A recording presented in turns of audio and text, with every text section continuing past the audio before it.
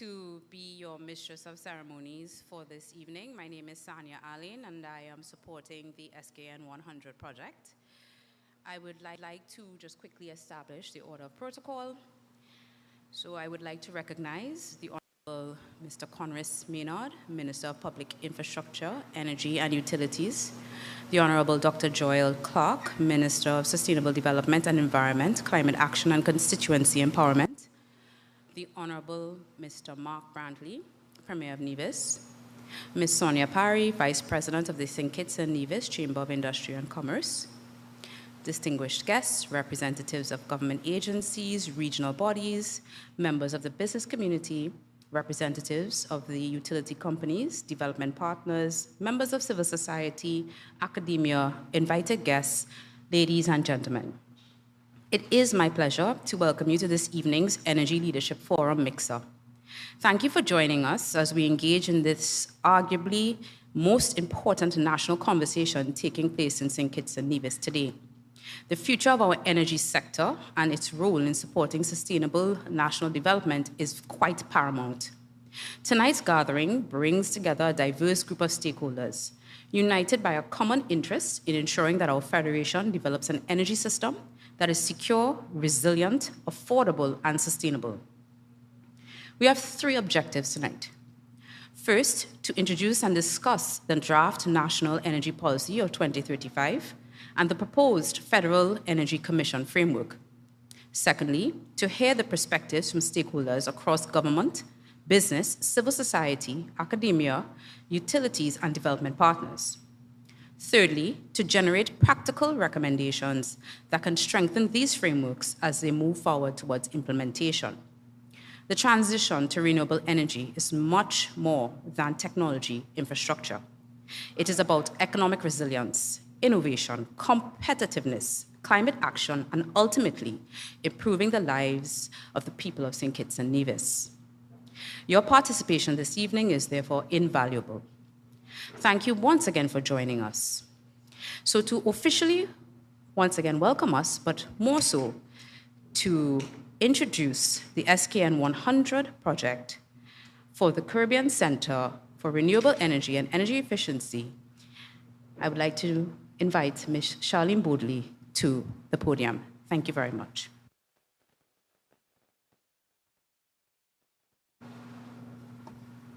And just to quickly acknowledge the presence of the Premier of Nevis, Mr. Mark Brantley, and Deputy. Good evening, everyone. Thank you, Sanya. Good evening, everyone. It's so lovely to see everyone here tonight. It's been a long process of us working on our national energy policy under the SKN 100 project. I think Sanya was a little modest, so I just want to say who she is.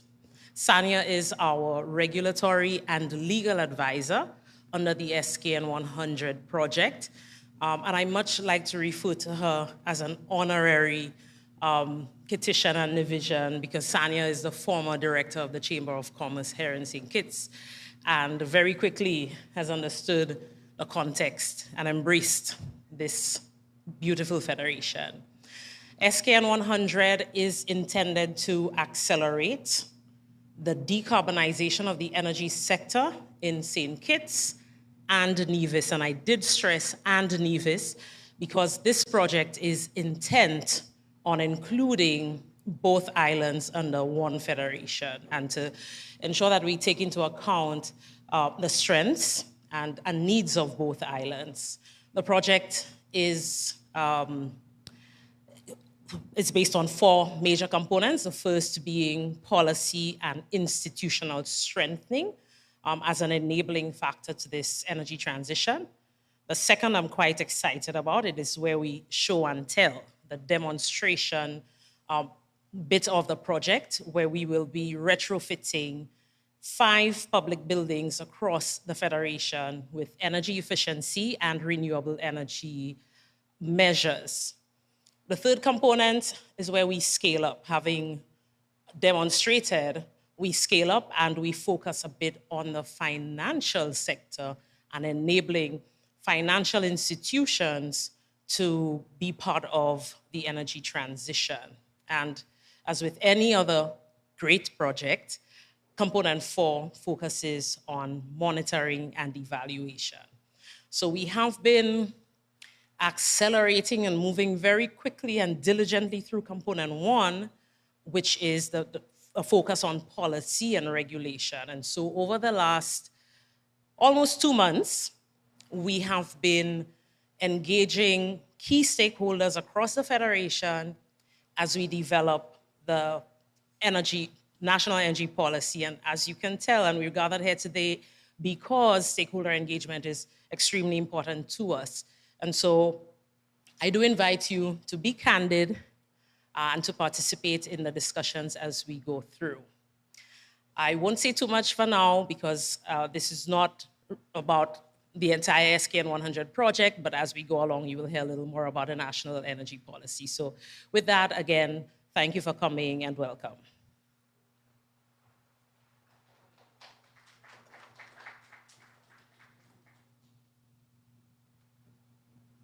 Thank you, Ms. Bodley.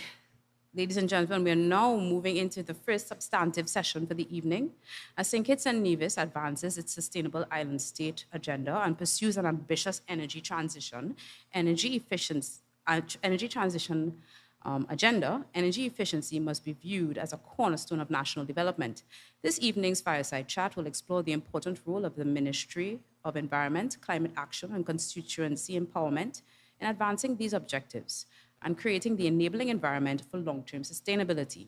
We are honored to be joined by the Honorable Dr. Joel Clark, Minister of Sustainable Development, ETAL, and facilitating this evening's discussion will be Ms. Sharon Ratton, consultant supporting the Sustainable Island State Agenda.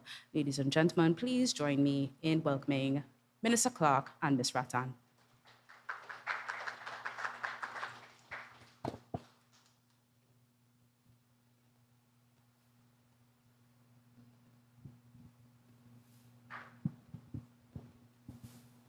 Good evening, everyone.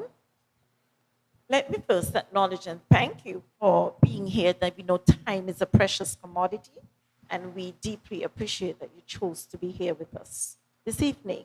With all protocols established, I would proceed quickly, as time again is of the essence, but to let you know that the honorable ministers and all the technical personnel who are here with us in the persons of, let me point out some of them, SCALEC CEO, I see Ms. Pearl Williams, some of the members of the board, the staff, our energy unit, and the Chamber of Industry and Commerce, local and visiting consultants.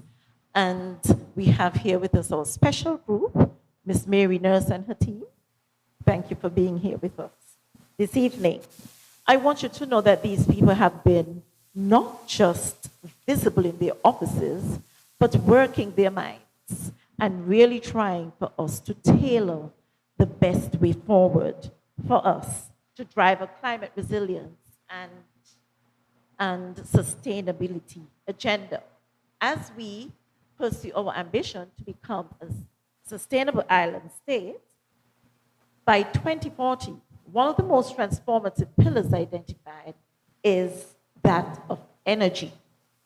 We are learning a lot more about energy beyond electrical generation, and our lens has now become more holistic and focuses on the quality of life. And this evening, I am happy Minister Clark is joining me here and giving us the opportunity to look at the Global Environment Facility-sponsored SKN 100 energy project in St. Kitts. And we're going to delve more into what the connection is with the Sustainable Island State Agenda and unpack the important issues. So one of the first things I would like to share with us is what really is the involvement of your ministry, Sustainable Development, and the Ministry of Environment, ETAL, in this project. Thank you so much, Ms. Ratton. And let me just establish a disclaimer here. We're not doing this fireside because I have anything extra special to say, but because I have a time limit. I have a presentation to some university students at 6:30, so I have to leave early. So please pardon my early departure. But the Ministry of Environment and the Ministry of Sustainable Development have been leading on the Sustainable Island State agenda for St. Kitts and Nevis. And one of the key roles or key parts of the CISA agenda is energy security. And if you have listened to the Minister of Energy, you would hear him saying over and over that if we solve energy, we're going to solve 3 other critical challenges that St. Kitts and Nevis faces. Importantly, the Ministry of Environment, because we host the Global Environmental Facility, or we're the focal point, we were able to secure this funding for the SKN 100 project. So that's really our institutional role in this project, but it's also a recognition that environment and climate resilience has so much to do with energy security. So we continue to play a supportive and role with the Ministry of Energy, with Skelec, NEVLEC, and all our partners in ensuring that St. Kitts and Nevis can achieve sustainability targets through adequate funding. Yes, apart from the funding, Minister also has to, let me remind her about our international climate commitments. And this is why her department, Climate Action, is leading this charge with the Ministry of Environment under Minister Maynard's portfolio. Now, what is your understanding of what we're trying to achieve with the SKN 100 project? Right. And what I should have also mentioned is that for climate resilience, it's primarily about weaning ourselves from fossil fuels. And this project, the primary purpose of the SKN 100 project, as mentioned earlier, we're looking, one, at the practical implications, like what does it mean for the government's energy bill if we can solarize key institutions?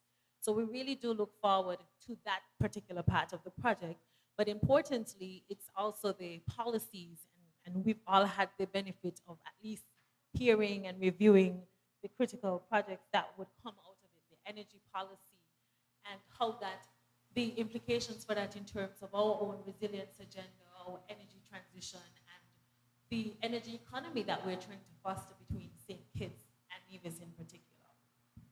Thank you, Minister. I think I'm hearing you also hint to the energy efficient methods. The SKN 100 project is also complementary to the renewable energy transition.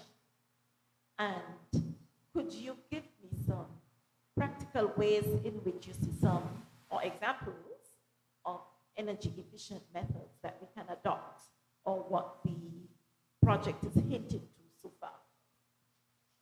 I'll get to the energy efficient methods after, but I want to stress here the importance of the opportunity for, let's say, innovative financing and partnership with Skelec and NEVLEC to move beyond just being energy suppliers to part of the financing options for our own energy transition. Now, if we, and this really is a question for the technocrats, so I'm not going to present myself here technically, so please forgive me. But we have often said that we have to make the green transition, we have to make solarizing our homes, solarizing our schools, cooling our schools, not just effective, but actually attainable. And for us, for the Ministry of Environment, we can't keep preaching. We need to reduce our reliance on fossil fuels without providing practical ways in which a household can be solarized, and it doesn't increase the cost at the front end, or how our schools can become cool without increasing the cost to the Ministry of Education. And that's what I hope even this particular energy mixer would generate ideas for us in terms of how we get practical applications at the community level, at the school level, at the household level, and ideas for how government can make it cost effective. So I'm very mindful not to say we can do A, B, C, D, which are options that the technocrats can provide, but how do we finance this? And that's why I'm happy to see the private sector here, because it's how do we do investment for the private sector, for the chamber, for the banks who are here, so that they can come on board as partners with the government to ensure that we can actually solarize beyond the 5 public buildings that the SKN 100 project is going to solarize, but actually expand to all public buildings across the Federation. Yes. So you mentioned the public buildings that will be solarized. This is one activity in the SKN1 project that would help us to see how that transition could be made, and also bring attention to persons' behavior in how they treat with energy efficient means. And then we'll see how that spreads to the rest of St. Kitts and Nevis. So we'll know what steps that we can take. I want to ask the minister what excites you most about this project. But truthfully, it's the resources. It's recognizing that there is an opportunity in what we call the energy sector.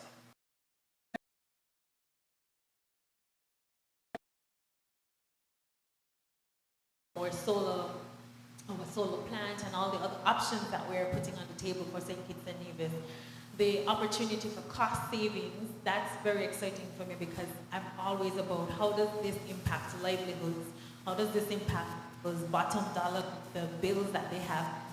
How does it impact people's experience here in St. Kitts and Nevis? So that's most exciting, the potential for St. Kitts and Nevis to not just reduce cost for households, for institutions, and not just reach our NDC goals of reducing reliance on fossil fuels by 60% by 2040, but really what does it mean for the average Kittitian and Nevisian when we're here and we don't have high NEVLEC and SCELEC bills, and nobody's upset because NEVLEC and SCELEC is cutting the bill, but you can afford your bill.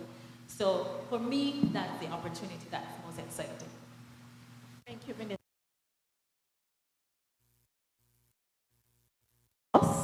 And think these are considerations for the second panel. Energy efficiency has to be part of our national culture. Do you agree? Yes. And we have to begin actively managing our energy use. Those are some of the benefits, because we have to help to engender the environmental stewardship, our behaviors in our choices of using energy on a daily basis. Certainly, we hope, can I say in the next 5 years, that we can reduce our dependence on fossil fuels? 2 years, in 2 years. Oh, in 2 years. There you have it, ladies and gentlemen. We look forward to a robust discussion. Minister has committed to 2 years. No, I'm committing on behalf of the Minister of Energy. On behalf of the Minister of Energy. But the whole march is towards greater energy security and renewable energy that would help to share the electricity supply in concert with reduced energy efficient behaviors, energy efficient strategies or policies that would help us. And in the upcoming panel, we are going to look closer at the national energy policy that we now have. We have moved quite a way. The last one prior to that, I think, there was a draft one in 2014, and we have moved taken some steps ahead. And one of the exciting things is the Federal Energy Commission, because we recognize that this cannot be done. Any changes in the way we view the use of energy, and if we are going to make any advancements, we cannot work in the same way. So we have to work more together. And we conclude on this note, and we hope this would frame your questions or comments for the next upcoming panel. Thank you for listening.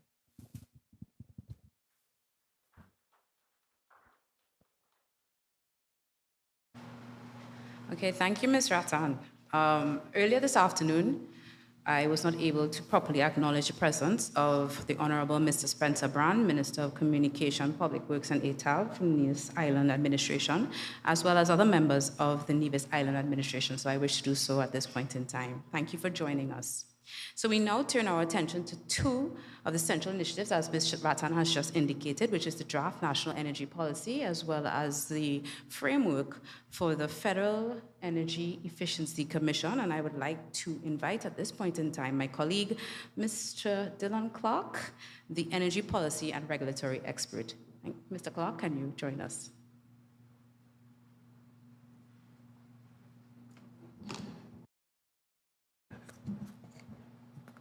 Hi, everyone. Good evening.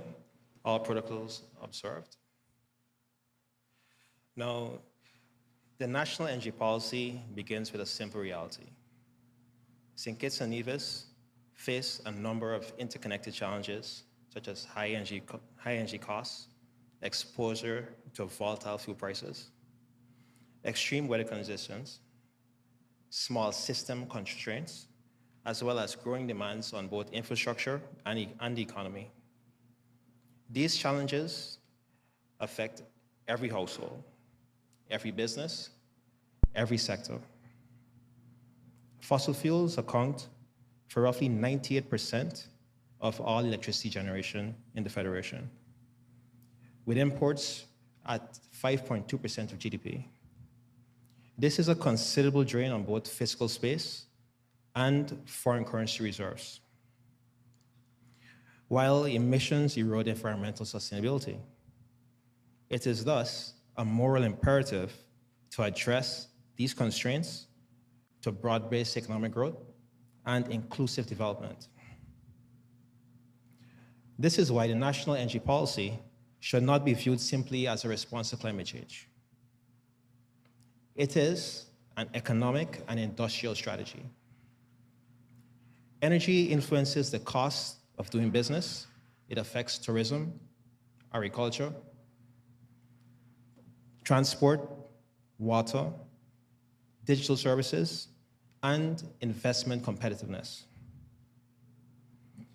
When we improve our energy system, we improve the very foundation upon which the entire economy operates. Thus, the National Energy Policy is therefore intended to provide a clear roadmap for achieving a more affordable, secure, resilient, and sustainable energy future for St. Kitts and Nevis. But policies alone do not deliver outcomes. They require clear rules, strong institutions, and effective coordination. Of course, you know what context the Federation operates under, and this becomes even more essential for achieving these goals. Simply put, the new commission helps establish the rules of the game. It provides the institutional framework to coordinate action, guide implementation, support investment, monitor progress, and ensure national energy objectives are translated into real results. Now, as we move forward, success will depend on partnerships with governments, utilities, businesses, investors, communities, and citizens who all have a role to play in this transition. Now, tonight, in this opportunity, we have to continue the conversation to help shape the energy future and determine what type of energy future we want to leave for the next generation.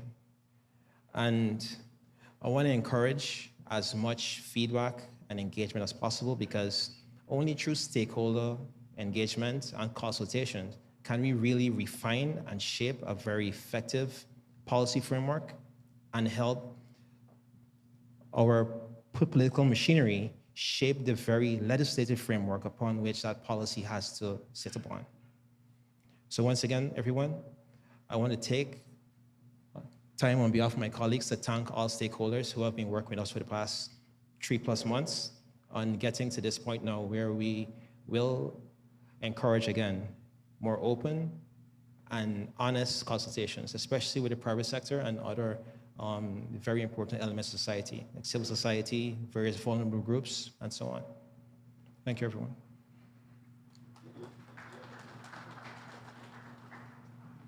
I was now telling my colleague here, don't run away so quickly. It's not that easy.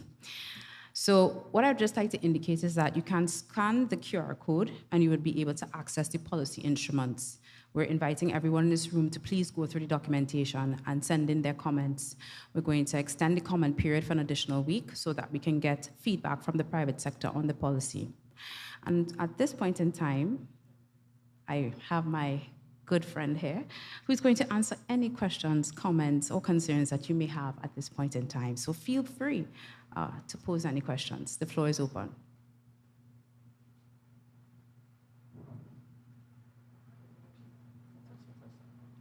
Don't be shy. I know that there are burning questions that are in this room. Yes, we have one question.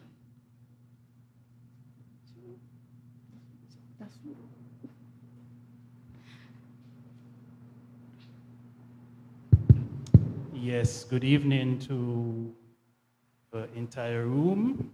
My name is Lorenzo Jackson, Vice President of the St. Kitts Nevis Association of Persons with Disabilities. And my question is, with this policy, for instance, if I needed assistance from NHC to build a home, would this policy affect it in a way? For instance, I wanted my home to be totally green with no utilization of the power grid, or would it have to be like 50-50?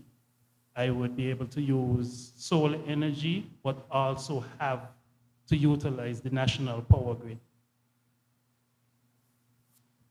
All right, that there is a very great question.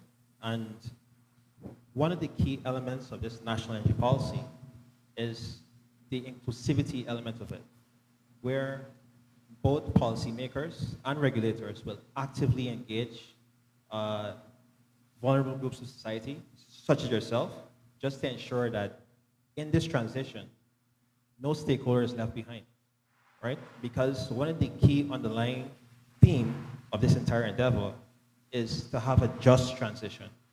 And that means equal opportunity, regardless of stakeholder background. Now, being able to be identified in initial stakeholder mappings is going to be a key part of this engagement. And this is where advocacy groups come into play, being able to help policymakers identify who in society needs help immediately and what type of help, right, can help with more targeted interventions. So yes, and I'm going to advocate for more than 50-50 for you. Do we have any other questions? I see another question. Good afternoon. I want to ask a number of questions, but I'm not going to be able to ask all the questions I want to ask. So I'm going to ask, first of all, who would have been exposed to this policy document, right? Because I hope it's not just the people in the room here, because this is going to hopefully impact the whole country. That's the first question. The second one has to do with whether or not the policy includes some kind of strategy to make sure that we're going to have a successful outcome. And let me put that in some context. I'm old enough to remember 1975. I don't know if, I believe the energy people, even if they're not as old as me, should at least know what happened in 1975. We had an energy crisis. And it was because of conflict in the Middle East, just like we're having now. At that time, we had to turn off lights. I could remember there was serious load shedding in Bastia because everything depended on fuel from the Middle East. Cars had to pack up, couldn't drive them because gasoline is scarce. I remember lines coming out of the gas stations. That's 1975. That's 25 plus 26, that's 51 years ago. And the reason why I asked whether or not the policy has some strategy to make sure that this thing happens, 50 years ago, we're still in the same condition. The identical. You just said that we need 98% of our electricity comes from fossil fuel. So how is this going to change? Is there a real strategy to make sure that 50 years from now, in the year 2050, my maths are correct? 76, thanks for the correction, Minister, right? In the year 2076, are we going to be in the same condition? I'm going to leave my questions there for now, but that is what on my mind with respect to this policy, not necessarily the technical nitty-gritty. All right. Now, those questions are extremely relevant again, but first I want to address the engagement strategy.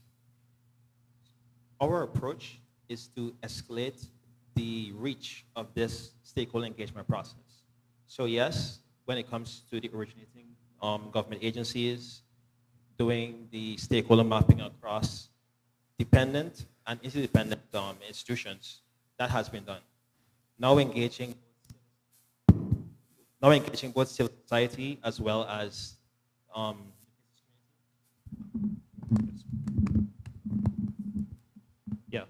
now engaging civil society as well as the business community is another phase of this engagement strategy, because all of us are energy end users, right? As well as energy is a key input when it comes to the business and investment considerations. So being able to share a structured feedback from your perspectives will help balance any sort of implicit design biases, because the system is only good as the end users are able to interface with it. Now, the 1975 oil shock that you mentioned is the exact same situation in which we find ourselves in right now. And this decarbonization strategy is how we mitigate those type of severity. By targeting 100% RE for electricity generation, you're immediately removing that dependence on imported fossil fuels to support, the economy. And by doing that, you're cutting emissions by 61% over time. Now, with an electrified grid, you can then further decarbonize transportation. The introduction of the EV strategies. We have the geothermal strategy that's underway, that's advancing, as well as recent procurements in solar and wind. Those are active strategies. Now, what the NEP does, it converges, it enhances coordination, transparency, and reporting. The FEC also helps to reinforce that by institutionalizing that change.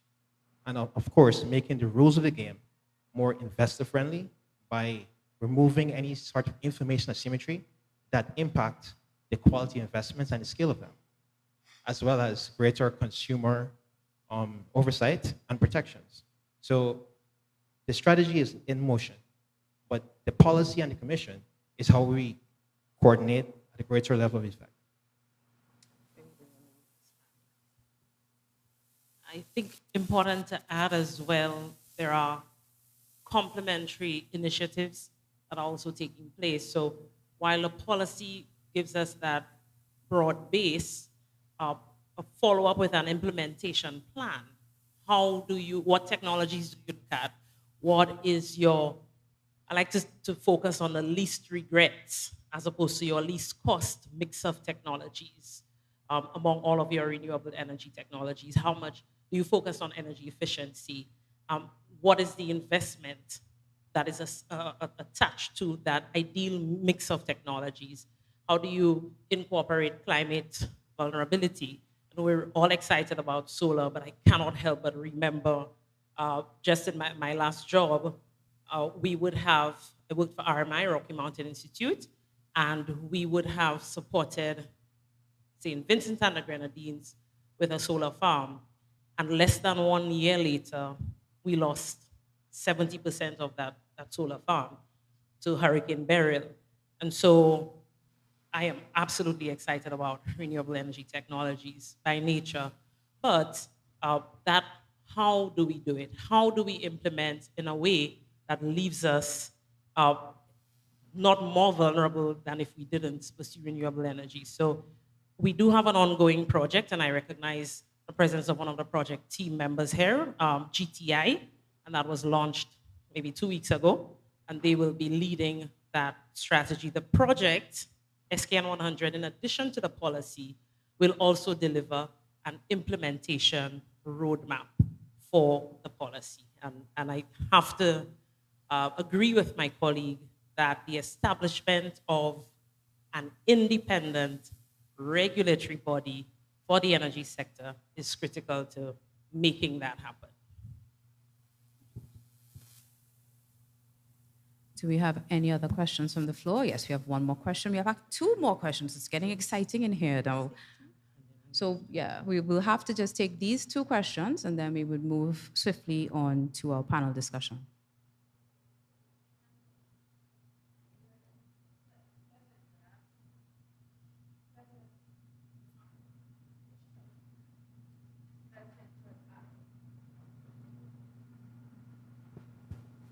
A pleasant good afternoon, everyone.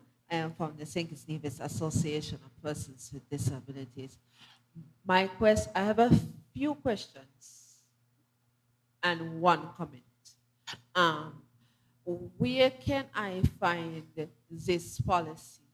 And also, will this be a part of the Sustainable Development Goal initiative that the government has launched?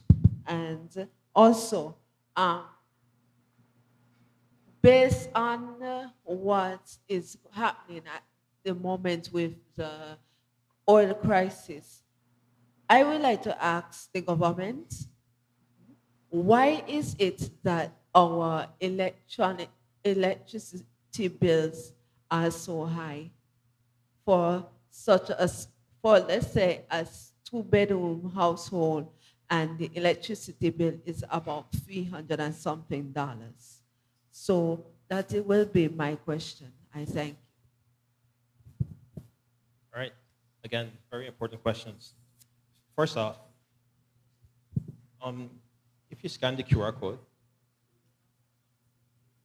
right, so the National Energy Policy and associated documents will be provided in all forms that will accommodate various groups of society that are impaired or differently able. Yes.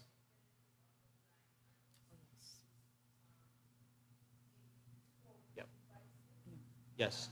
The text-to-speech. Yeah. Yes. So one can be made available. It's basically the audio version of the policy by just a text-to-speech conversion. Yeah. That can be made available. Also, to the other question regarding fuel prices and the ultimate transmission of those costs to households. And again, because 98% of electricity comes from fossil fuel generation, it means that St. Kitts and Nevis energy independence depends on foreign sources. So whenever there are disruptions in global supply, be it global conflict, other supply chain disruptions, the transmission effect is almost instantaneous. In some cases, the government, through pricing strategies, subsidies, and so on, are able to cushion those initial shocks, but it comes at a cost. And there's only a certain duration in which those shocks can be cushioned. Now, when those buffers are eroded, it puts the economy and the macro stability of the country at risk. So hard decisions are made. And in some cases, the ripple effects do transmit to other sections of the economy. So again, this is why it's a moral imperative to decarbonize as fast as possible and using this unique opportunity where economic stability and prosperity is coupled with environmental stewardship and sustainability. So,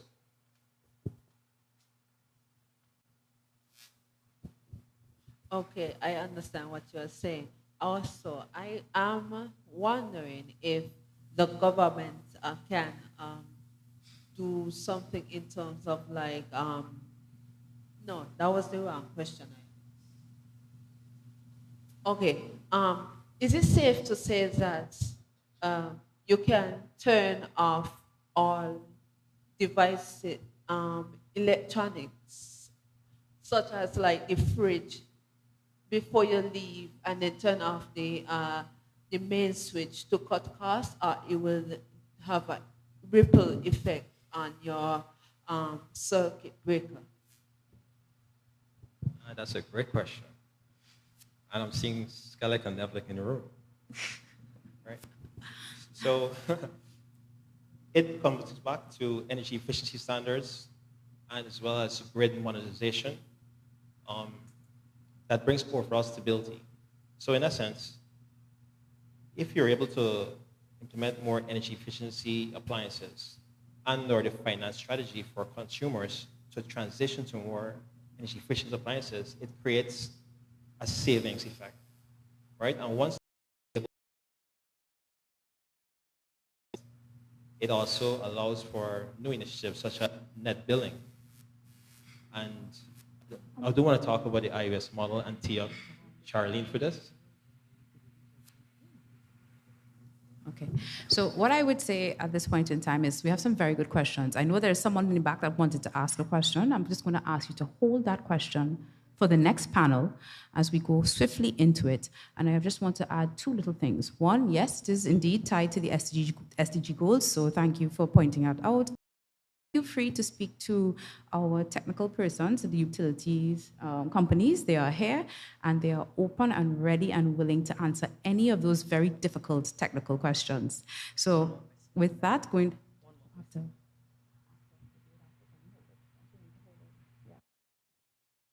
So as we move on to the next panel, we just wish to indicate that this discussion is going to be focused on building strong institutions, effective partnerships, sound policy frameworks, and investor confidence, which are all essential components of this particular framework.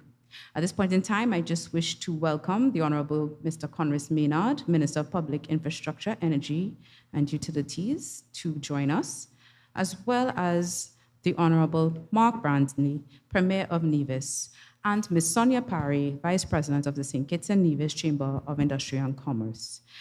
Moderating this session would be Ms. Charlene Bodley, Chief Technical Advisor of the Caribbean Center for Renewable Energy and Energy Efficiency. So please join me in welcoming our panel. Thank you so much.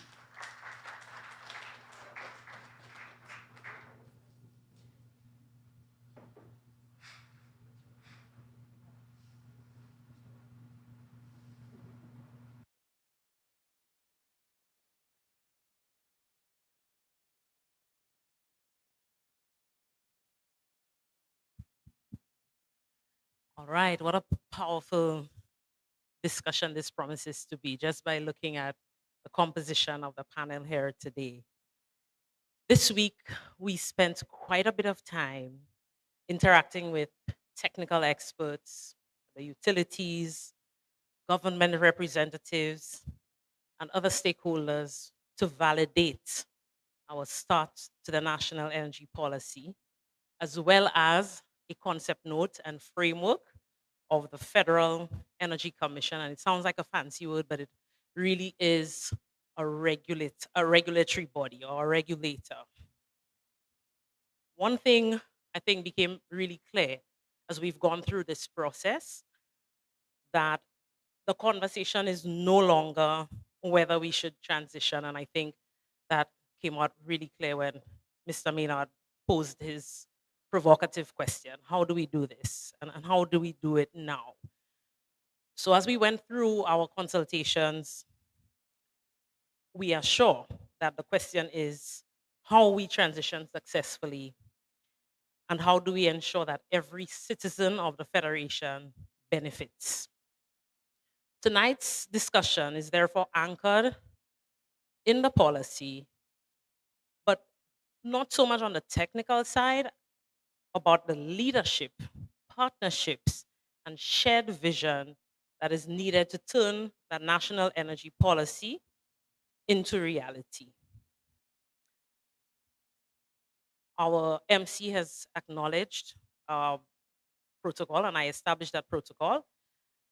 Joining me is Honorable Premier Brantley, Honorable Minister Maynard, and Ms. Sonia Parry, representing the private sector. I will start with a question posed to Minister Maynard, and that is with the intention of setting the national vision and to spur that discussion among us all. Minister, the national energy policy obviously sets very ambitious targets. We were first tasked with delivering an energy policy for 2030, but we have decided to be a little more realistic, yet still ambitious. And the national energy policy is now looking to 2035. Looking beyond the document itself, what does success look like for St. Kitts and Nevis 10 years from now if we were to get this transition right? Thank you very much, Ms. Bodley, and a pleasant good evening to everyone. It is my pleasure to be here for this mix-up. Please allow me to acknowledge the presence of Premier Brantley, Minister Brands, my colleague, Honorable Dr. Joel Clark, members of the government, stakeholders, and of course, from the business community represented here by Ms. Parry. Pleasant good evening to all. So what does success look like?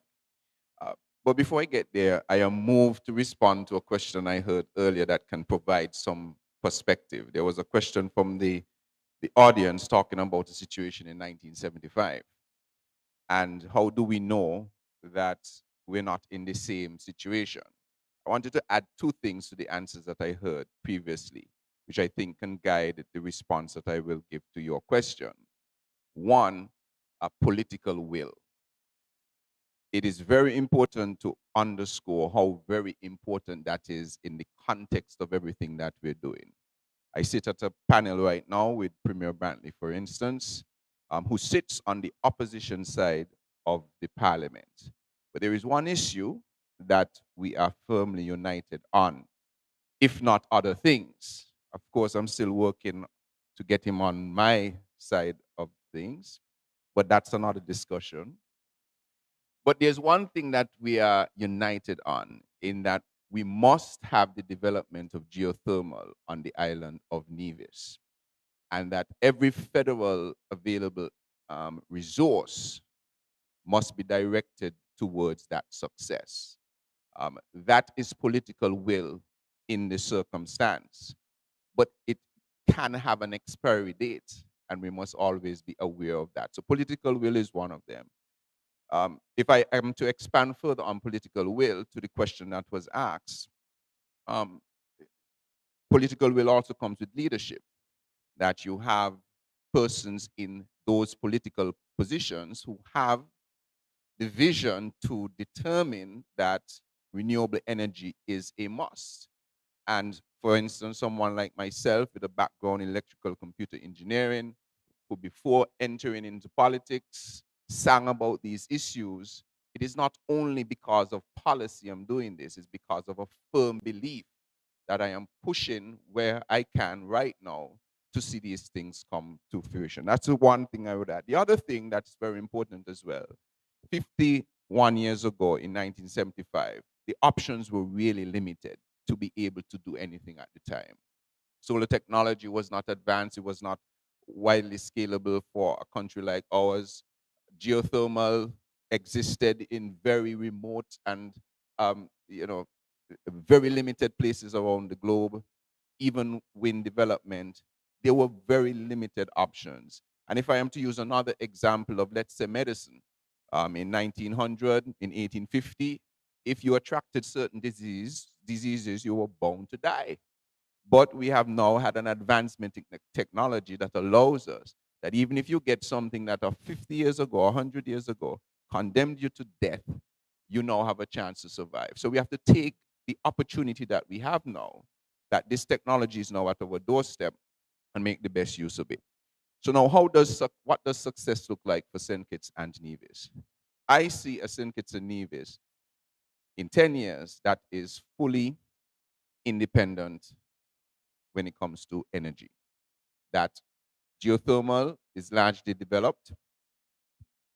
St. Kitts and Nevis is interconnected with one grid, connected through the Narrows by underground cables, that there are developed and successful solar energy plants on both islands with battery energy storage, that there is a regulator that is shielded from political interference and that survives politics, and that we have turned energy from something that we just use as a commodity into a sector where we're using it to drive industry, where we're using it to drive our economy by the potential of interconnecting to other islands, whether it is directly by undersea or by providing services like power to X services, green molecules, and these kind of things that we can actually export the energy that we produce. So that is the vision that I have. And I know that's a vision that is shared across the administration, and hence why this remains a key pillar of our sustainable island state agenda. Folks, you heard it. The government of St. Kitts' vision for 2035 and the energy transition. On Tuesday, we sat in a room with roughly 25 government reps. And in our very last interactive exercise, the task was to state what is the greatest risk. They did it individually, not in a group. What is the greatest risk that you foresee that could impede this energy transition and therefore the implementation of the national energy policy? And out of the 25, 23 said political will. And so that is in keeping with what we're hearing from Minister. Political will is a key ingredient. And we know the Federation is pursuing a 50 megawatt solar with 30.5 megawatt hour battery system. And that is grand in the context of the Caribbean. I would dare to say that St. Kitts and Nevis is emerging for me as the most ambitious island in the Caribbean where the energy transition is concerned. You also had the launch of your Solarize program that ensures that the average citizen can participate formally in this energy transition by having solar installed on their properties. And you had Drive, which is an electric vehicle transition policy. Minister, last question for now is, how do these ongoing national initiatives have the potential to fundamentally reshape the Federation's future? And how do we unite that with the national energy policy?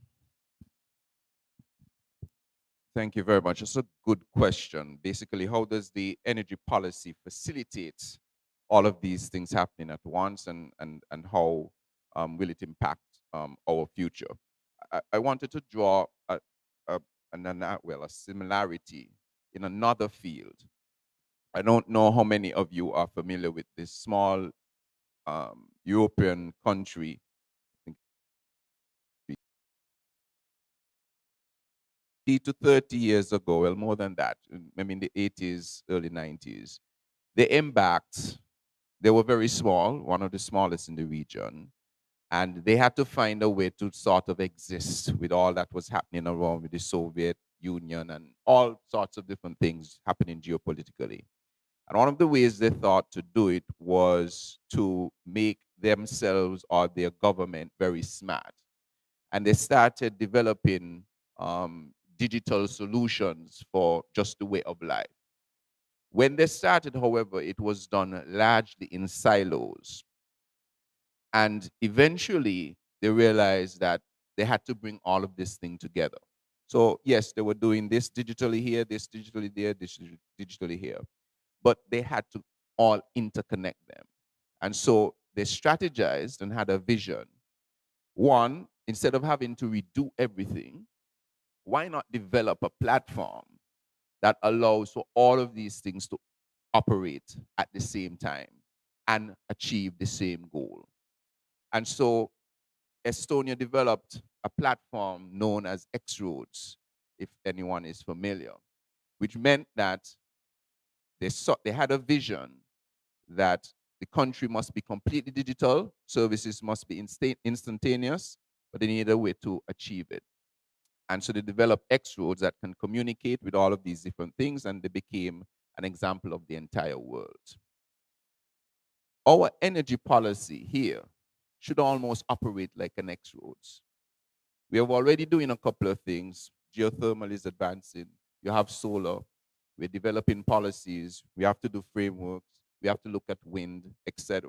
How do we get something that acknowledging the advancements in those things, putting a framework together so that create effectively an energy X-Roads? And that's how I see national policy. It's going to establish the roadmap.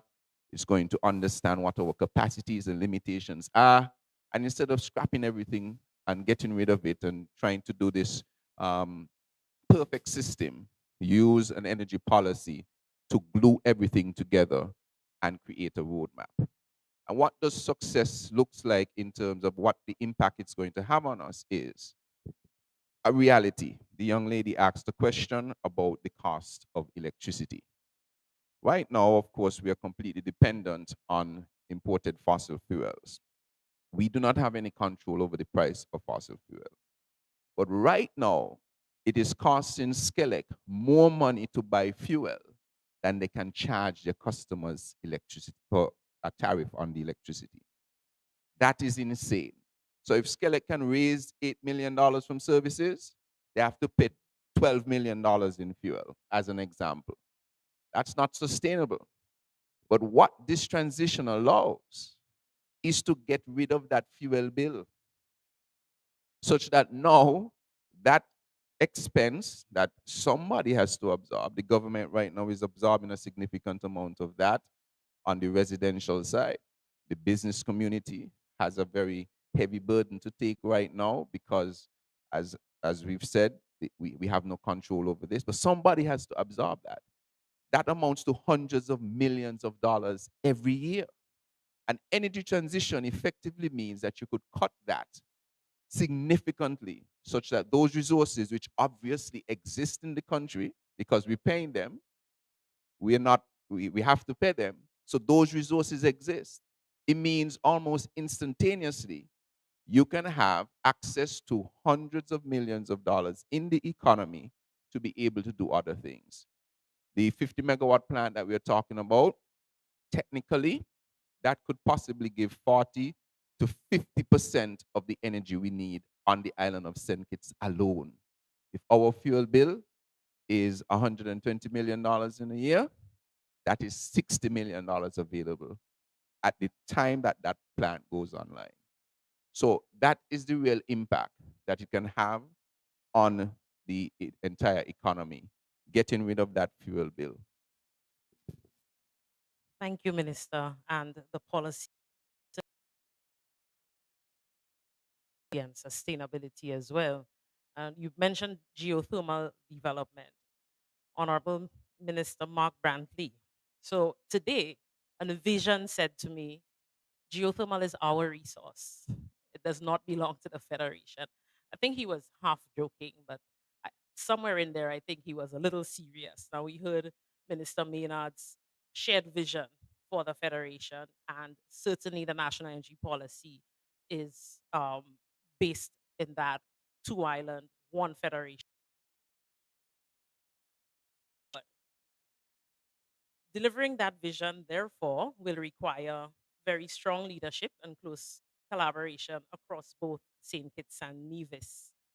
Now, throughout your own leadership, you have championed sustainable development and renewable energy in Nevis and the Federation, helping to position the island as a very important contributor to the Federation's energy transition. Now, across the Caribbean, we have a lot of skepticism around geothermal. And I have maintained that once Dominica does it and St. Kitts and Nevis does it, then the rest of the region is fine and dandy because we would have proven that it can happen. And so, Minister Brantley, my question to you is, from your perspective, how do we translate this shared national vision into coordinated action that respects the unique strengths of the two islands while ensuring that the benefits of the energy transition are realized across the entire federation?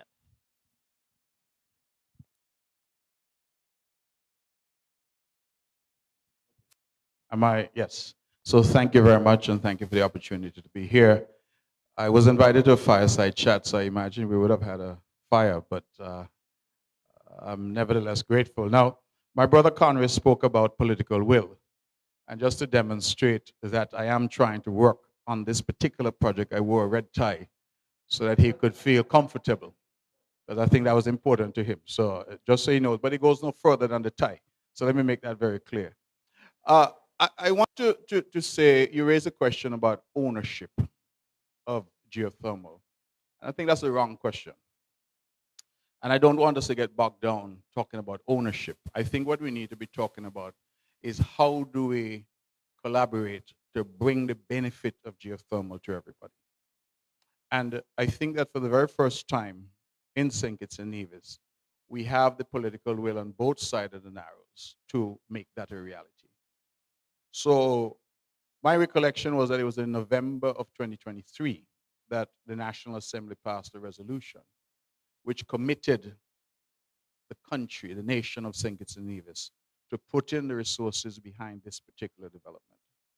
Truth be told, the geothermal effort in Nevis started way back in, I think it was 2004. So it's been about 22 years since we've been trying to realize this resource for the benefit of our people. And if we were to do the math, Minister Maynard spoke about how much money Skelec is spending in fuel bills each year. And Nevis is perhaps spending 1/3, maybe 1/4 of that amount for NEVLEC in fuel each year. So if you did that math over the last 20 years, you're talking not hundreds of millions, but perhaps over $1 billion that has been spent. And when you compare that to what we are told it would have costed us to develop geothermal, which could have provided baseline power for the entire country and weaned us off fossil fuels, it really, with the benefit of hindsight, made good sense for us to have pursued this a very long time ago. But we can't recreate the past, we can only consecrate the future. And I think that this is one of the efforts that I would like to see transcend the politics, that I would like to see survive whatever political changes may come from time to time. We are in a democratic process. We can't guarantee what's going to happen tomorrow.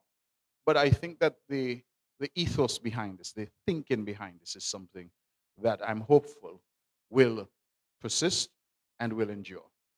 Now, why am I optimistic about it? I'm optimistic about it because I think this renewable energy thrust has the potential to transform the entire country.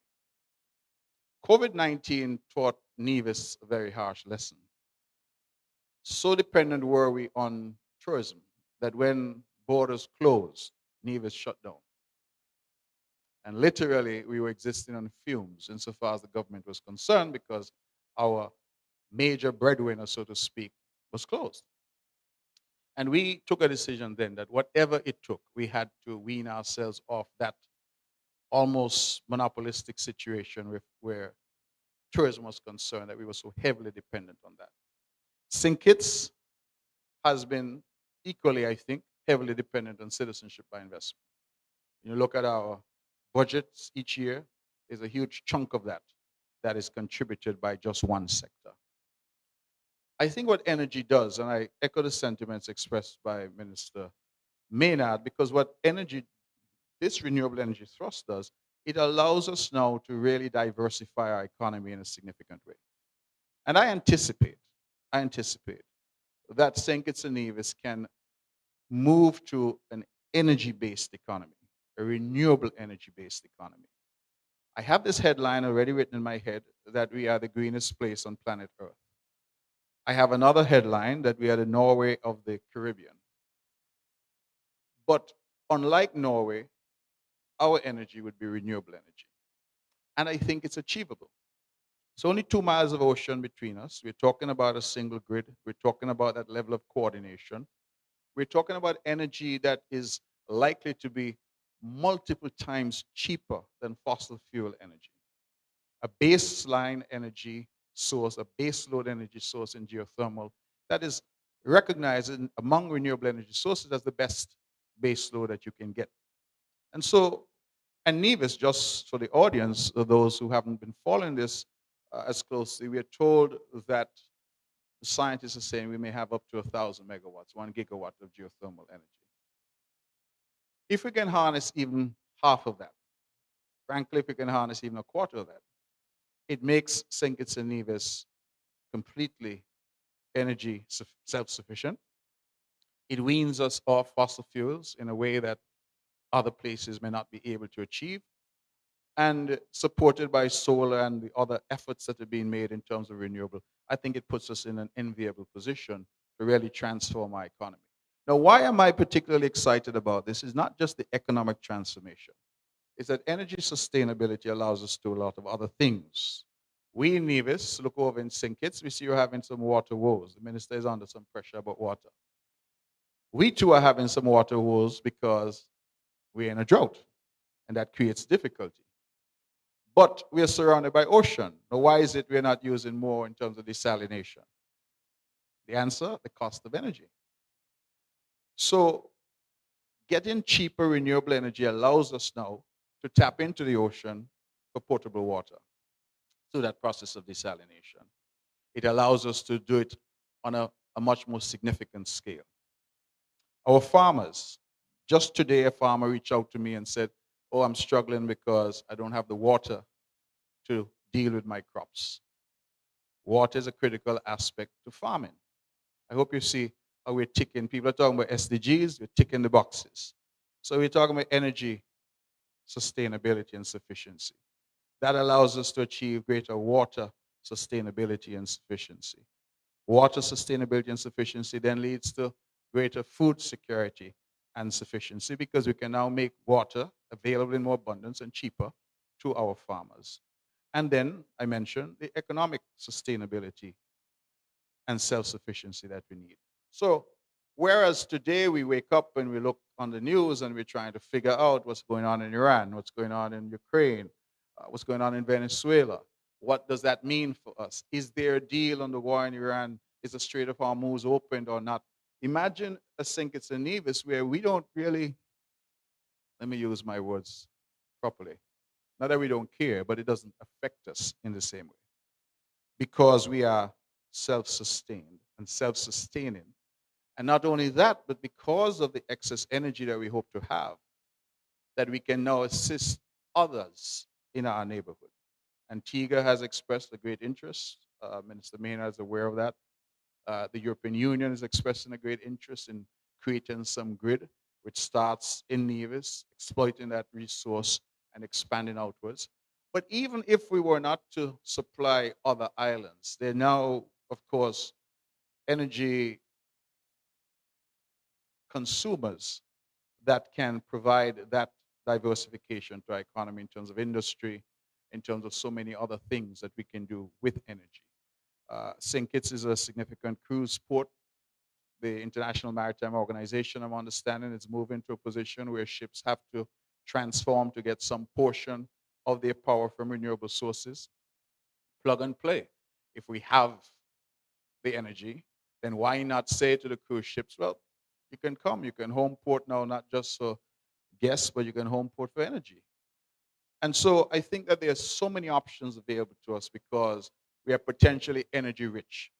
So in the old days, we looked at Saudi Arabia, we looked at Venezuela, more recently we look at Guyana, and everybody's talking about how much oil they have. I think we need to start to reorient our thinking to say, look at all this renewable energy that we potentially have that can truly be transformative. So my vision is one that's hopefully going to outlive me, but I think that my children and my grandchildren are going to benefit from a St. Kitts Nevis that is energy self-sufficient And once we're energy self-sufficient, I listened to the comment made by the young lady who was concerned about her bill. I think that's a very legitimate concern. In Nevis now, people want to throw me out of office because I've said we can't swallow the fuel surcharge anymore. People are going to have to pay some of it. It's a big issue for people. So I think that this transition is critical on so many levels. But in order to achieve it, I go back to where Minister Maynard started, and which I think is the most fundamental component of this. There has to be the political will, and that political will has to survive any transition in government. We have to set aside certain things that are so critical to our national development that whoever is in power, that they are moving in that direction for the overall good of the citizenry of St. Kitts and Nevis. Wow. So, folks, we see that the alignment is not merely based on matching ties, but certainly a shared vision across St. Kitts and Nevis. And Minister Brantley highlighted a few very critical considerations that are embedded within the national energy policy, interconnection being one of these considerations.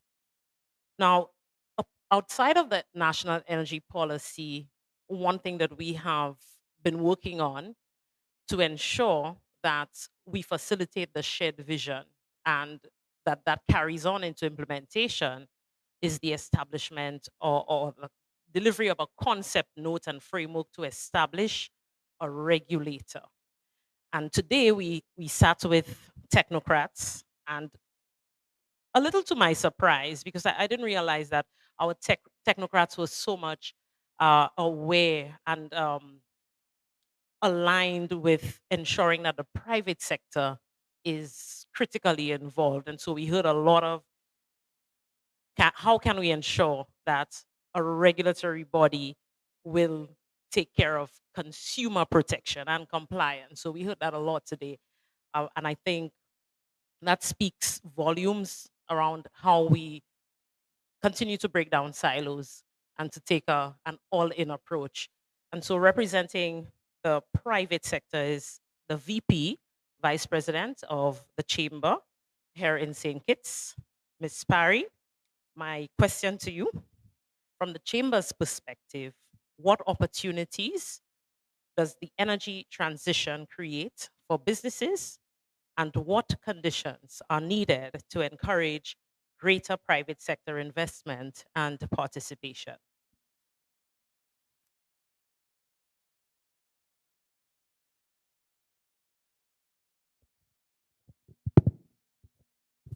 Okay, thank you, Charlene.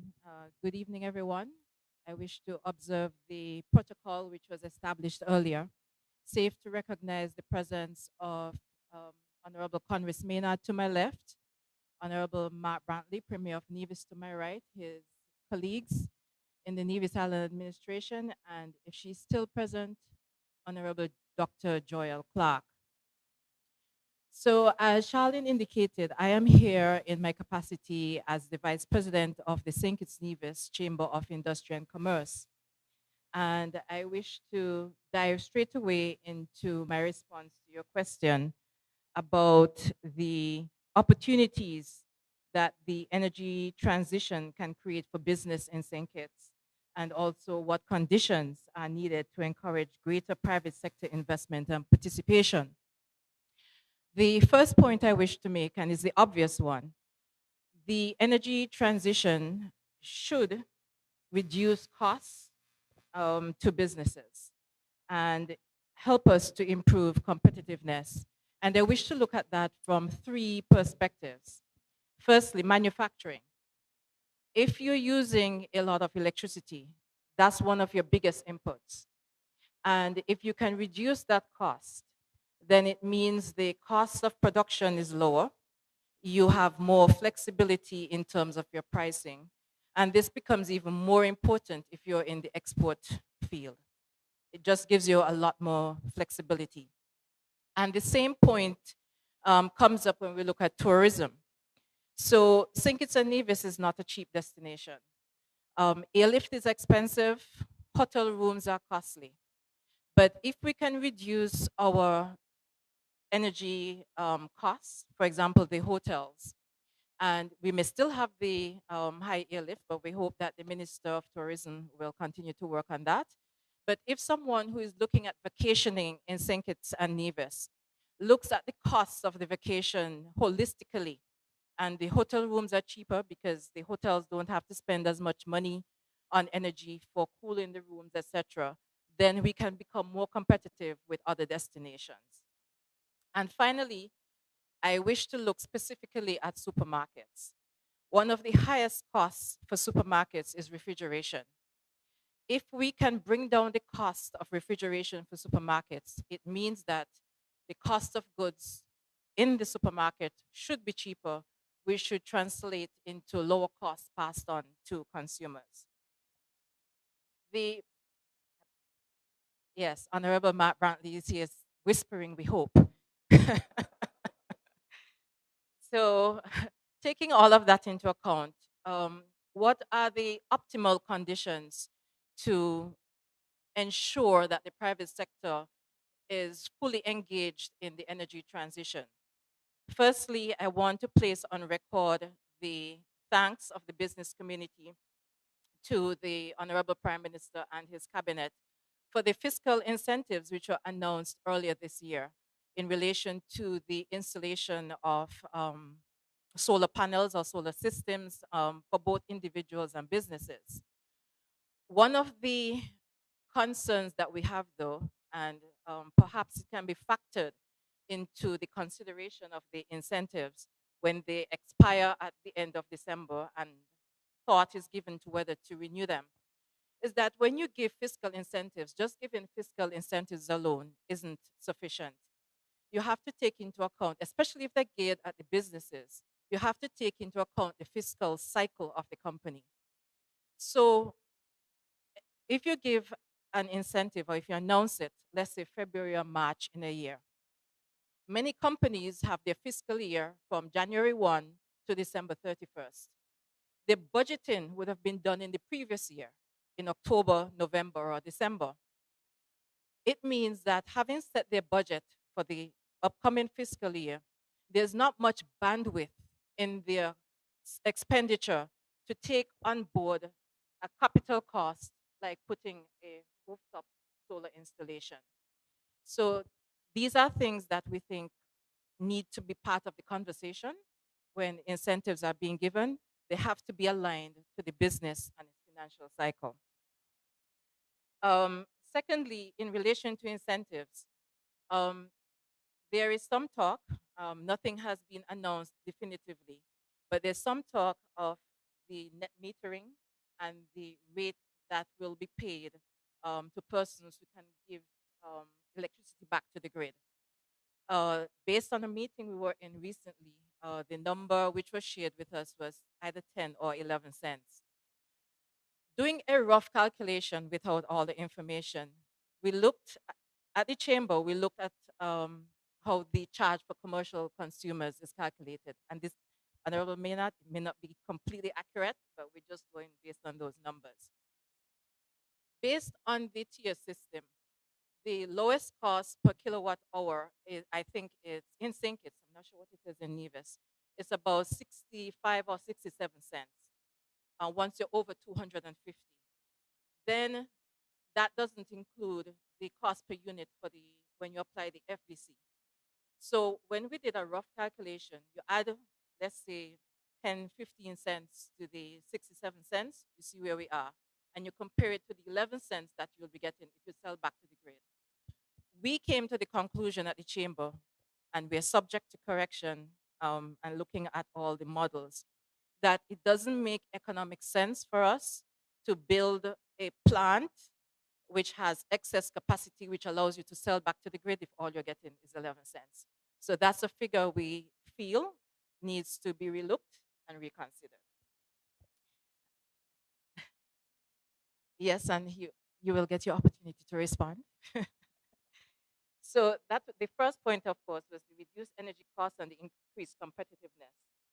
The second point in terms of opportunity is we perceive that there will be lots of opportunities for investment in whether it's geothermal or Nevis, if you use a special purpose vehicle, where businesses and individuals can use their savings, their capital, and purchase a stake or an interest in that special purpose vehicle.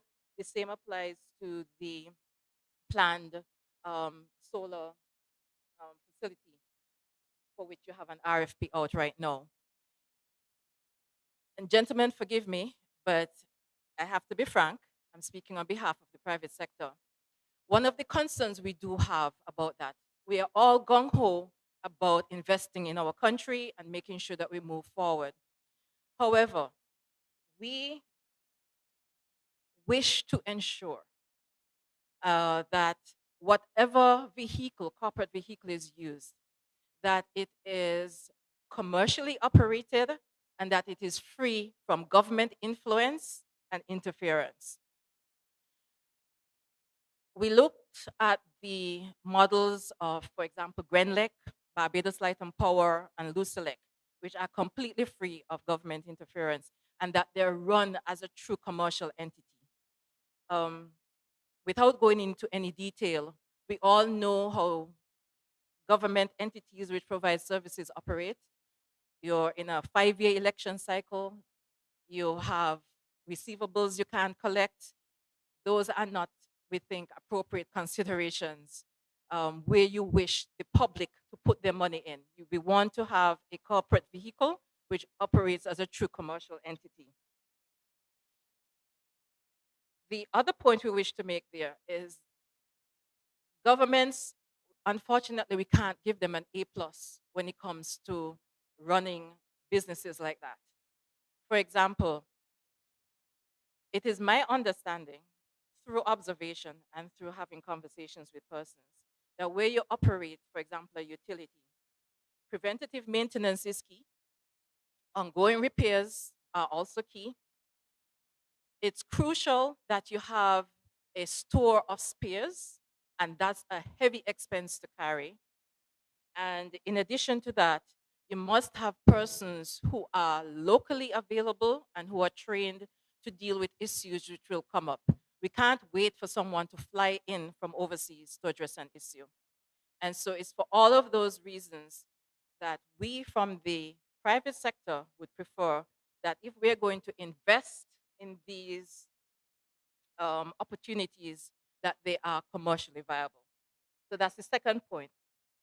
And then the last point I wish to make in relation to the opportunities available to the private sector as we transition from an energy perspective, it's in relation to medium and small enterprises.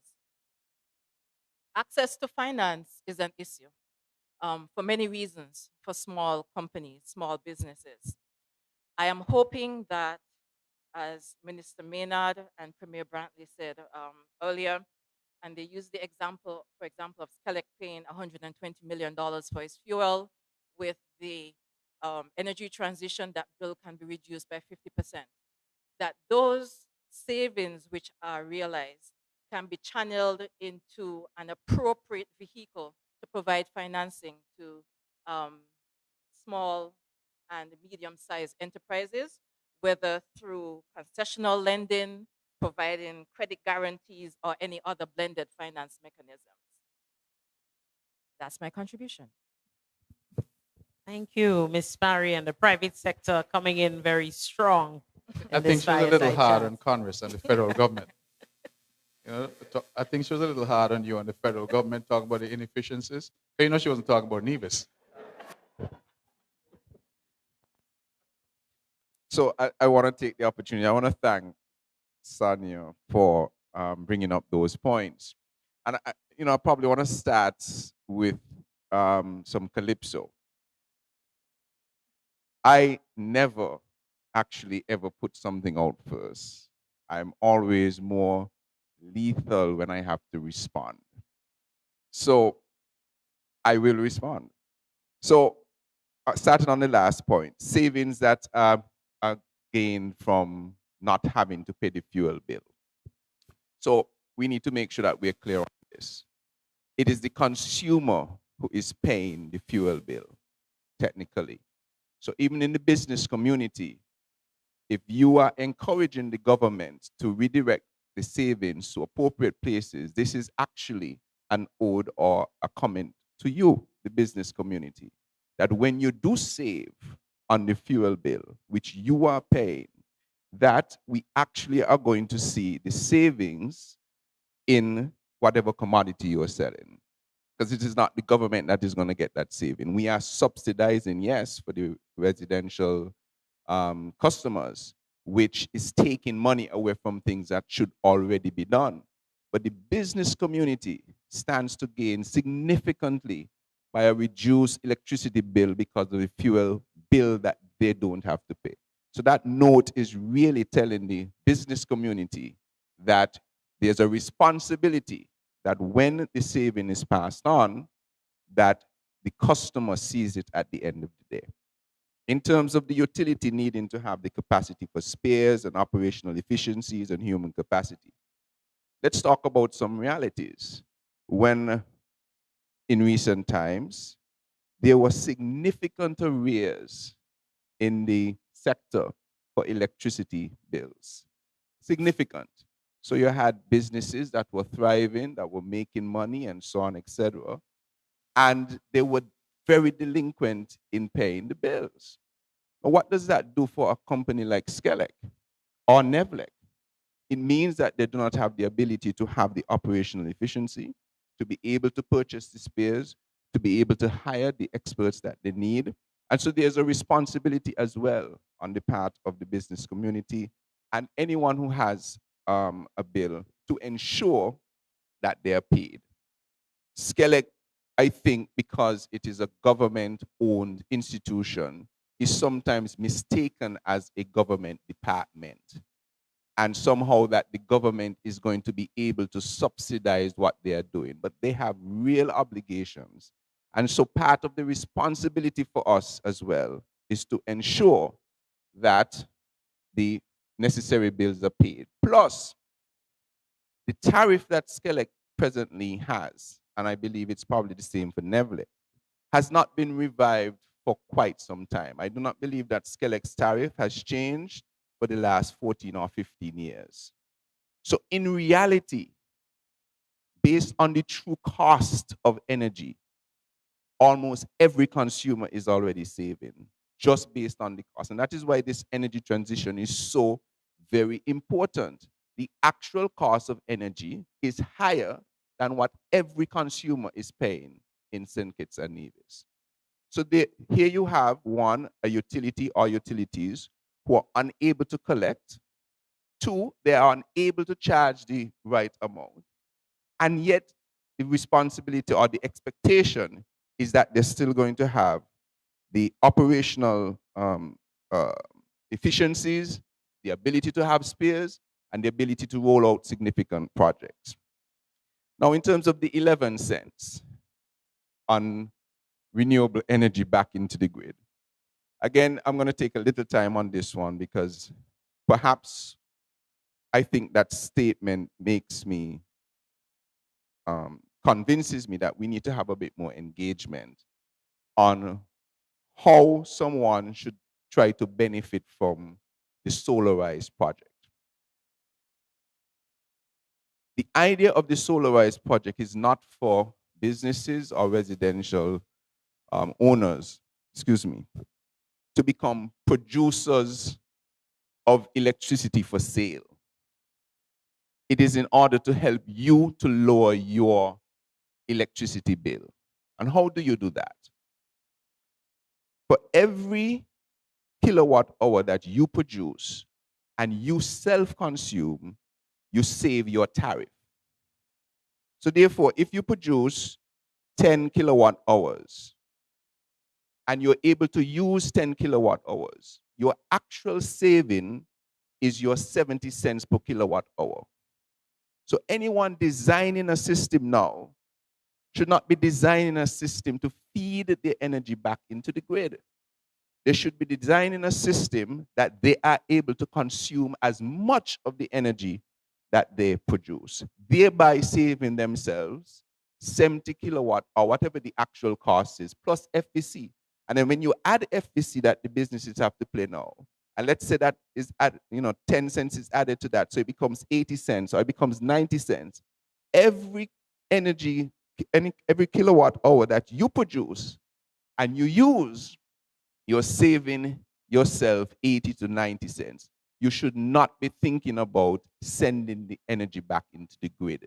That is not the purpose, and I'm going to explain why that is not the purpose. So therefore, I'm going to encourage businesses that they have to look at not solar systems, but solar plus battery energy systems. So if you design a system, if your use, I'm going to just use some quick numbers. If your usage is 100 kilowatt hours in a day, and you have a solar system that can produce 100 kilowatt hours in that day, then you design a battery system that takes maybe 50 of that. You use the 50 from the solar during the day, you save 70 cents. You rely on the battery in the evening, you save 70 cents. Your objective is not to necessarily put energy back into the grid. If we are looking at the model in that way, then we're looking at the model in the wrong way. Additional to that, Skelec also has to protect what you can have as the slow erosion of the utility. The utility, unlike a producer, has the responsibility to distribute energy that it gets, whether it produces it or it gets it from someone. I was just in a place where the energy is probably could be less than 4 US or 3 US cents.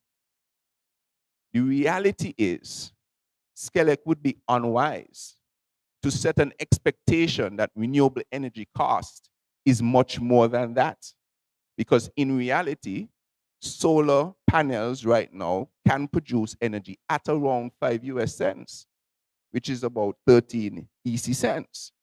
So if Skelec now, at this point, is going to set a tariff rate for you to put back into the grid that is higher than what renewable energy they will be able to buy in a short period of time, that would not necessarily be wise. So I think that there needs to be a conversation about the reshaping of how we ought to think about this, the renewable energy use. And then finally, on the issue of capital investment, when looking at your financial outlay and having enough time to take advantage of concessions, again, I want to proffer a different way to look at it.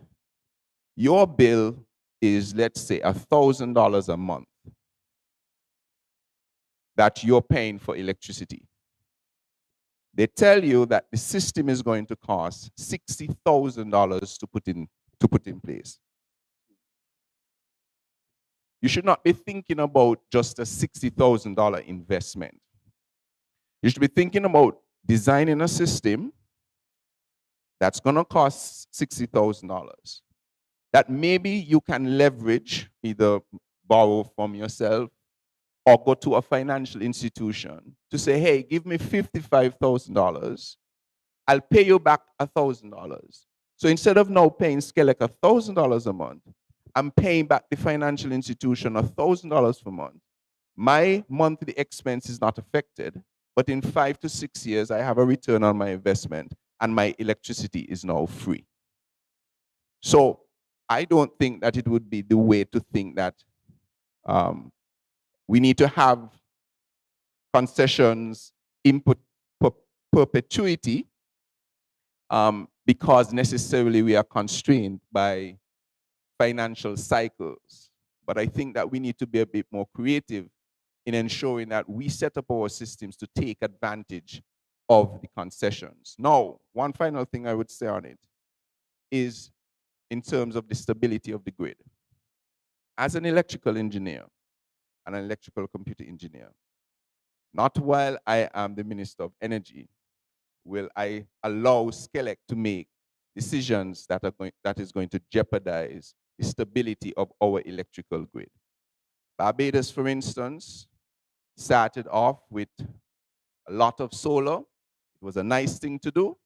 And what happened? A few years ago, big crash of their energy grid. Why?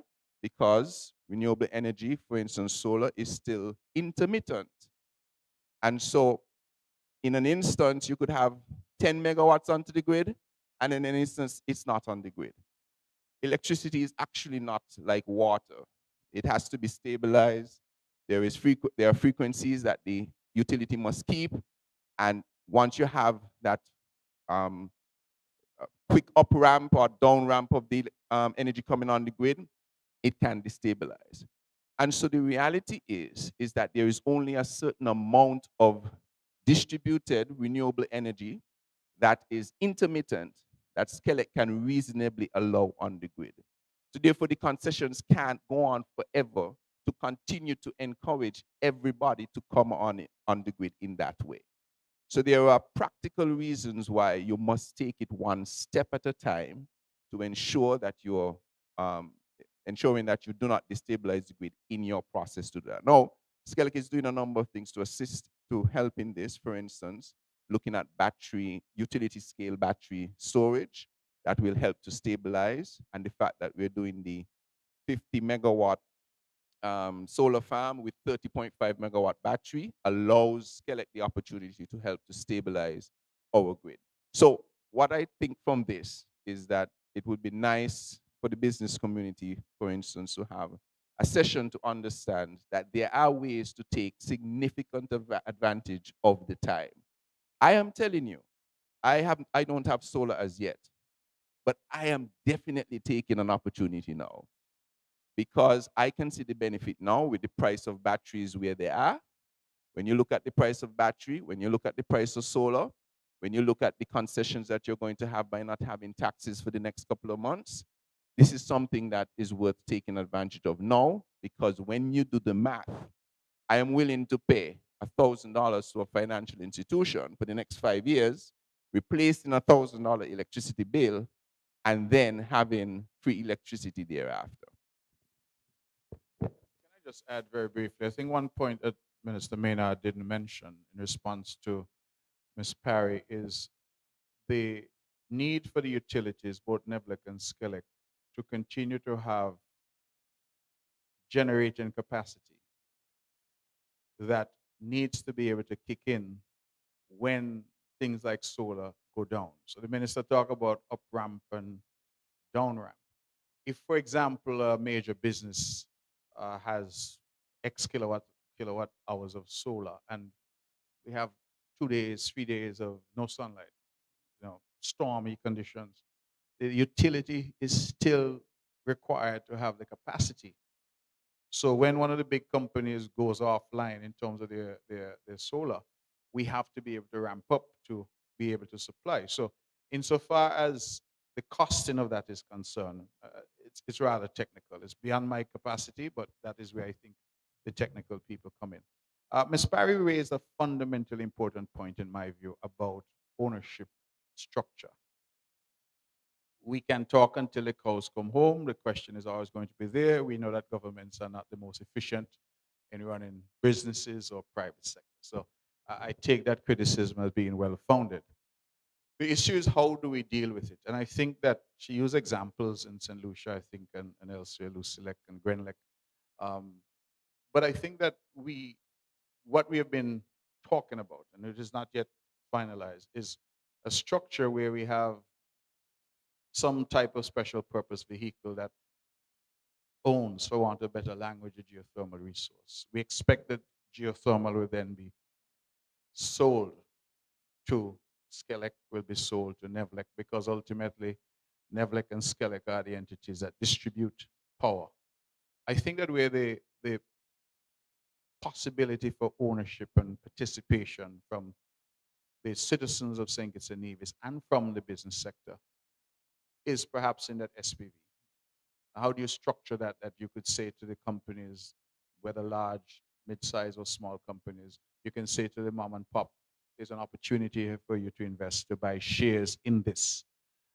We haven't yet determined that. In fact, I can say that in discussions with the Honorable Prime Minister, we have actually set up a small team from the Nevis Cabinet and from the St. Kitts Cabinet to discuss those issues, to determine what vehicle can we best use to deliver this in an efficient way, in a way that is insulated from the political interference that Ms. Parry, I think, correctly identifies. And I think that that's important. Now, my brother Connery spoke about companies owing large amounts of money and them playing their part.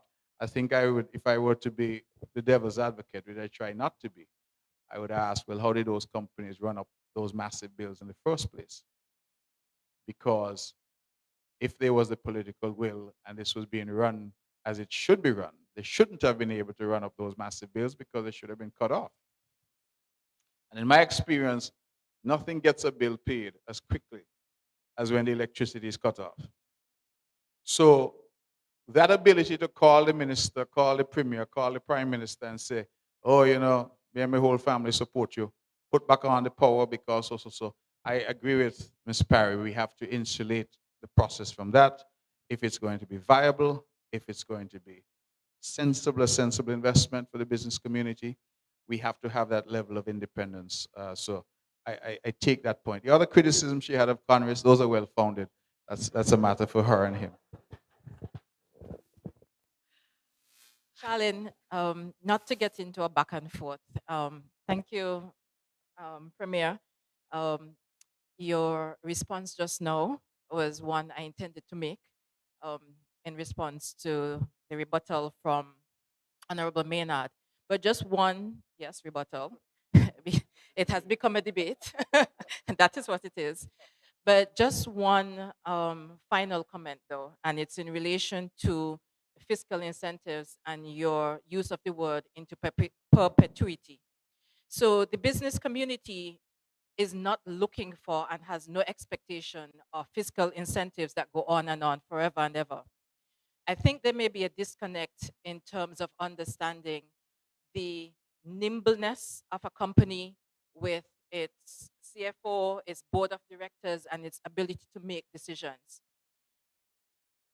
Unfortunately, it can't operate like an individual, where decisions can be quick. An individual can go and decide, you know, I need this, let me take a loan. I have the bandwidth to qualify for a loan. With businesses, there's a lot more layers involved.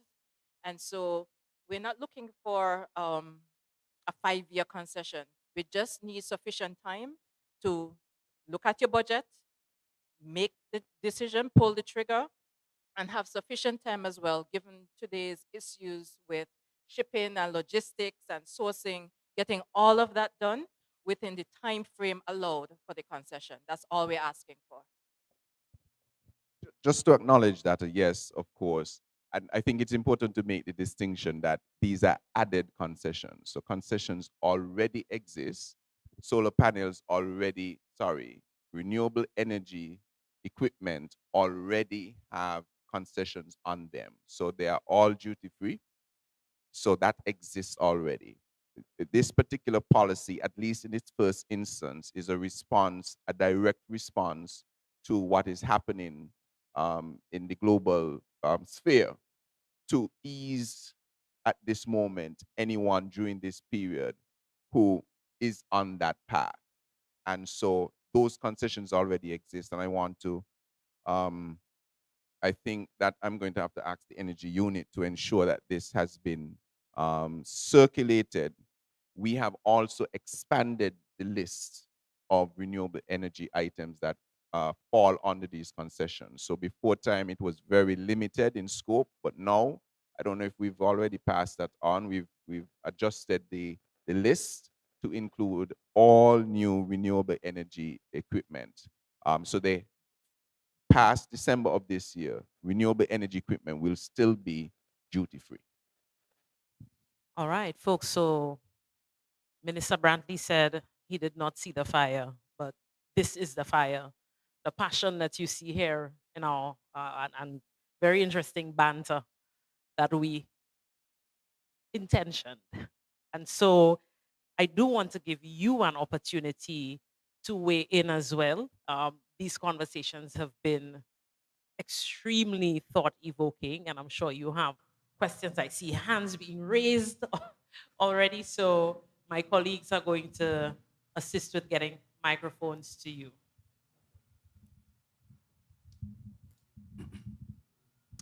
Good evening again. And Lorenzo Jackson, Vice President of the St. Kitts Nevis Associations of Persons with Disabilities. And my first question is to Minister Maynard.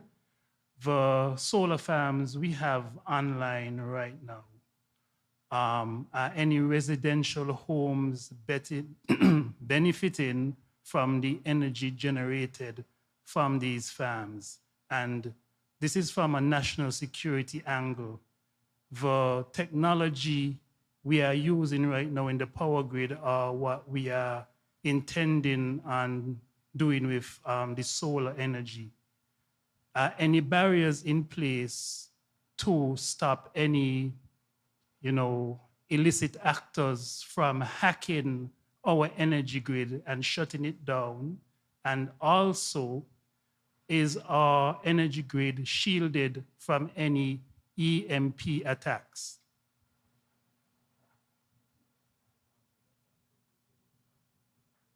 Yeah, this one is directed to the Honorable Minister Maynard. I think this is in his wheelhouse. Thank you very much. Very interesting questions indeed. By solar farm, I presume you don't mean solar that is on rooftops. You mean if there are any utility scale or larger scale solar farms. That's what you mean? So at present, there is, I think, only one solar farm that you can consider a solar farm, that is by the ECCB, which is presently producing electricity and going into the grid. So technically, yes, anything that is placed onto the grid will then affect consumers. So that is, I don't remember the size of it, but it's a very, very small solar farm. Truthfully, truth be told as well, when the largest solar farm that we have is actually the ECCB solar installation. And so when they produce excess energy, it goes into the grid. And again, once it's on the grid, then it can affect everyone. That's a very important question you asked about attacks. Grids can in fact be attacked. And, well, fortunately or unfortunately right now, Skelec is in the transition to fully automate their grid. So right now, it's practically impossible for someone to shut down the entire grid just like that, simply because there are still a lot of manual processes that exist. However, we are going to get to that point where you have advanced SCADA systems that you need to ensure that you have the protection mechanisms in place. And so that is a serious consideration, and that you've asked it. I'm going to ensure that these things are considered as we build out this SCADA system. We're doing it at the government level in terms of our EID transition and digital transformation agenda. Cybersecurity is going to be, or is, a very, very critical part of that. So that is on the forefront of our minds. And in terms of an EMP attack, I don't know if my experts can advise whether or not we are prepared for such an attack. Given our small size, we would hope, first of all, that nobody would be that serious to want to do an EMP attack on our grid. I mean, I don't know what, that would be trying to do. But I don't know if we have, at this point, the capacity to shield for something like that. I don't know if my experts, right? So we don't, at the moment, have that. So keep that in our list of items on our prayer, that we don't get that type of attack. And when we move on into the more relaxed segment of the night, we do encourage you to interact with the experts. We have the GM of both our utilities present, as well as the head of the energy transition unit with Skelec, and I see other utility experts in the room as well. So please feel free when you network and mingle and mix to ask some of these difficult questions to really determine if they are suitable for the jobs, right? Jonathan, over to you, Sanya, with questions in the room. Hi, Shauna Lake, member of the chamber. Just more like a comment, and this is more for your project. It's a question for your project. But first of all, I'd like to thank you for having this session to, bring us up to speed in relation to the policy. I have to confess, I have not had a chance to read the policy, so some of the feedback I'm getting is for the first time, and I'll have to have a look at it. But I want to thank you for that.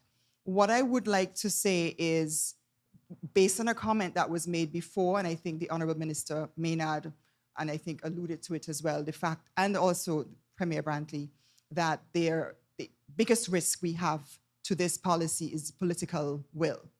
And in the late 90s, I had done a CEDAR project in St. Lucia where we did an environmental audit of their laws, of the environmental laws, with a view to making improvements to have more environmentally friendly legislation in St. Lucia. And that was as far back as the late 90s. So there has always been talk and the desire to have us be more environmentally friendly and sustainable. I came back with ideas and I said, we should have concessions on double flush toilets and solar farms and solar panels, et cetera, like Barbados had, et cetera. But of course, we are very dependent on duty concessions, and it wasn't something I was taken on board at the time, and I guess maybe energy prices weren't that high. But the challenge I would give to yourselves as a project is to ensure that we mitigate against the risk of the lack of political will, in terms of changes, if you do have any changes of political parties. And what I would challenge you to do, education, but I would challenge you all to perhaps invite all political parties to the fore, challenge them to have discussions, debates, and educational campaigns on this, so everybody takes it on board. Because the reality is, we want to have sustainability with our electrical grid. We need to be sustainable as a people. And unfortunately, we are our own worst enemies. And I see it too many times. And just like what you've said, you have changes in political parties. I have seen situations where one political party was trying to do something to save water, the government changes, and then that goes out the door because of lack of trust, or just because, I see too many situations where a policy that's great when one government is in power, the same policy that was being cursed by an opposition person becomes wonderful as soon as they get into power. And so we are our own worst enemies. So I think part of this project, in fact, a critical part of this project, has to be education, and at every level. Whether we go into the schools, we have to do campaigning in the schools, the businesses, amongst political parties, on the radio, social media. We have to get the message out there. So this conversation was very enlightening. All points made by everybody on the panel, and congratulations to the panel. I think everybody gave us a lot of food for thought, and very, very important facts that we didn't even hear about because we hear too much noise. So I really would encourage the project to do more in terms of education. The policy as well, I haven't seen it, so I can't critique it, but maybe do a frequently asked questions, maybe make it simple. People don't like to read. I worked for government for 15 years. If it goes past 2 pages, nobody's gonna read it. Sorry, ministers, but that's the reality. Nobody has time to read a 30-page report. So you gotta get it down into bite-sized pieces with the punchline. So if I could just challenge you to do that, to make it as consumable as possible for us. Thank you so much, and challenge accepted.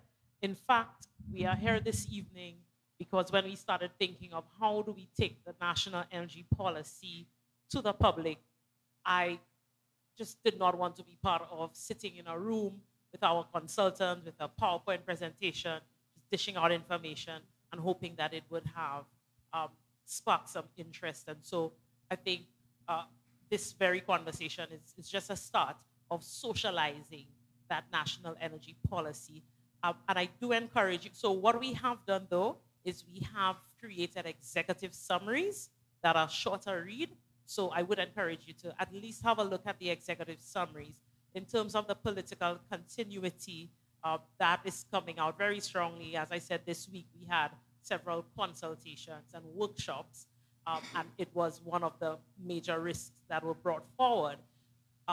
One of our outputs, in addition, so we've spoken a lot about a national energy policy, but I must mention the FEEC, and that is Federal Energy and Energy Efficiency Commission, which is a concept note, and it's really just us framing what would an independent body that will regulate the energy sector look like across both St. Kitts and Nevis that is in a sense insulated from political interference at the turn of a government, of an administration. So the FEEC concept, I think, tries to target that risk or try to mitigate that risk. And then our next steps would be the legislative work, and Miss Ale, who is our MC tonight, is going to lead that work. And so that is where we expect to really put up the shields that will ensure that legacy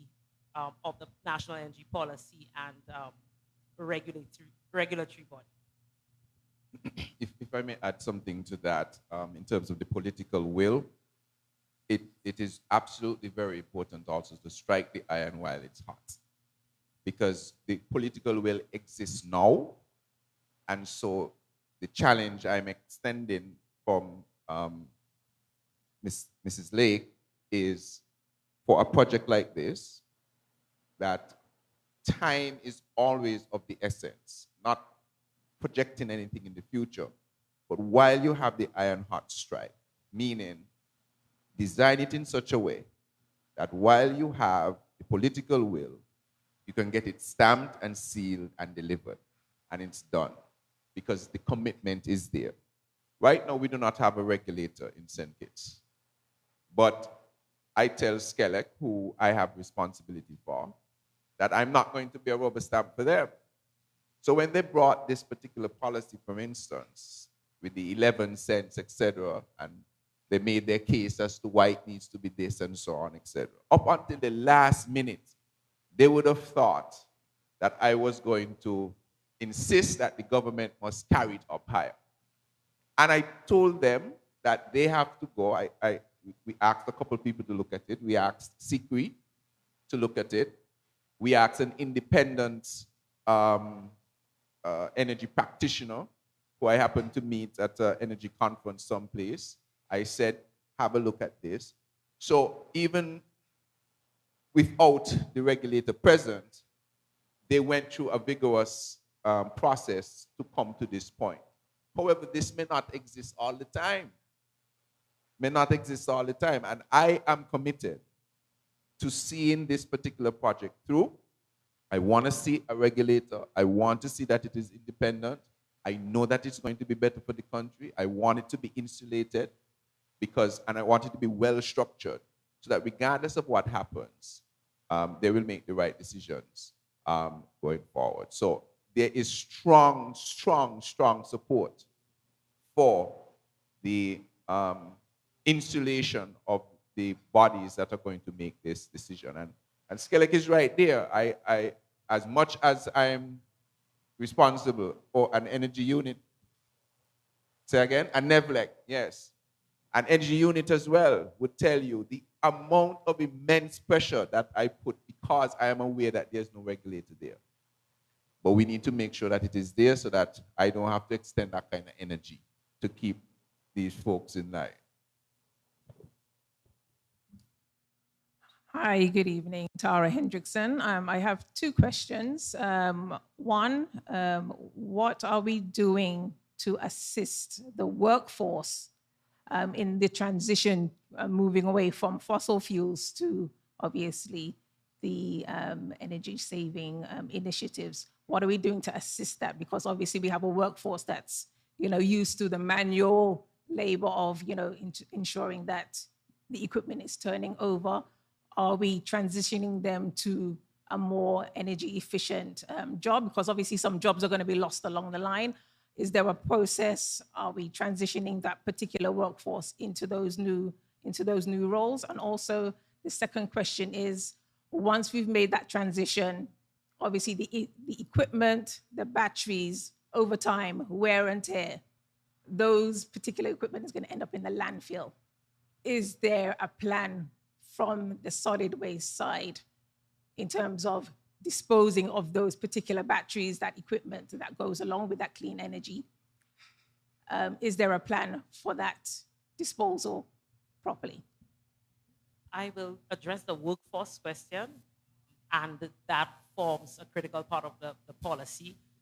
I'm not sure, Dylan, is that in the current version of the policy, or will that be one of the updates? And while he makes his way to the mic, one of my recommendations coming out of this week's consultations is not just looking at workforce and the schools, but a more systemic change approach to it in establishing career pathways. And I feel strongly about it because sometimes we put a lot of focus on, let's do a training, and I absolutely hate one-off trainings.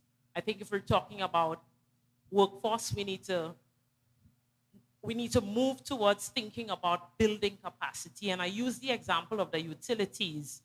So, Skelec made the joke that they now have to be lawyers and they have to be project managers with the 50 megawatt. So right now, what we need to be thinking about is multidisciplinary roles, but we need to map that out.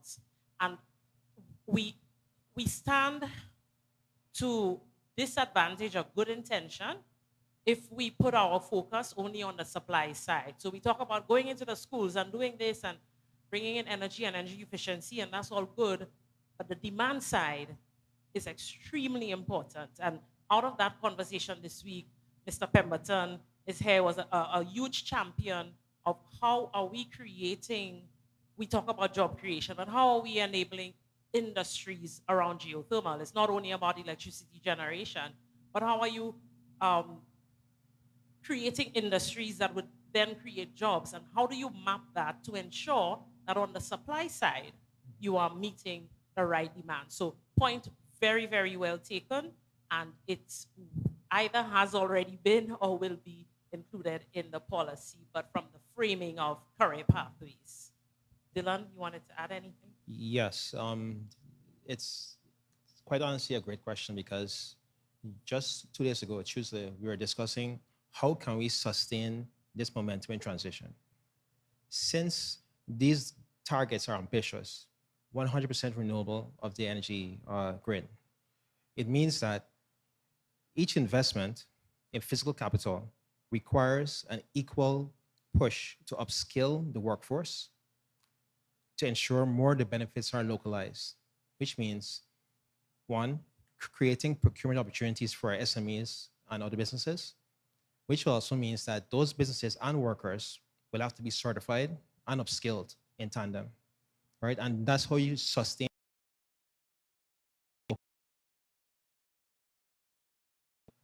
I want to use the word local content and industrial policies because, again, since energy is basically the backbone, the foundation of any economic base, then policies around how do you localize those effects, especially with human capital resources, becomes equally important. So I want to tee up Minister Maynard and the Premier for more insights on that push. So let me just very suggestion that we're going to lose jobs. I actually think that we're going to have different jobs. I think that's the way we need to look at it. And I'm reminded that there was a point in St. Kitts when there was a sugar industry. And many people predicted that when it closed, the whole St. Kitts would collapse because what are these people going to do? I think sometimes we underestimate the capacity of our people to adapt.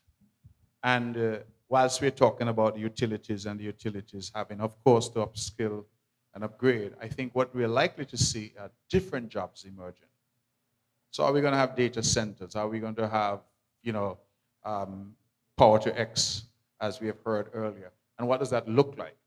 So I think that there's a huge potential, not necessarily to lose jobs, but to have different jobs created in the economy.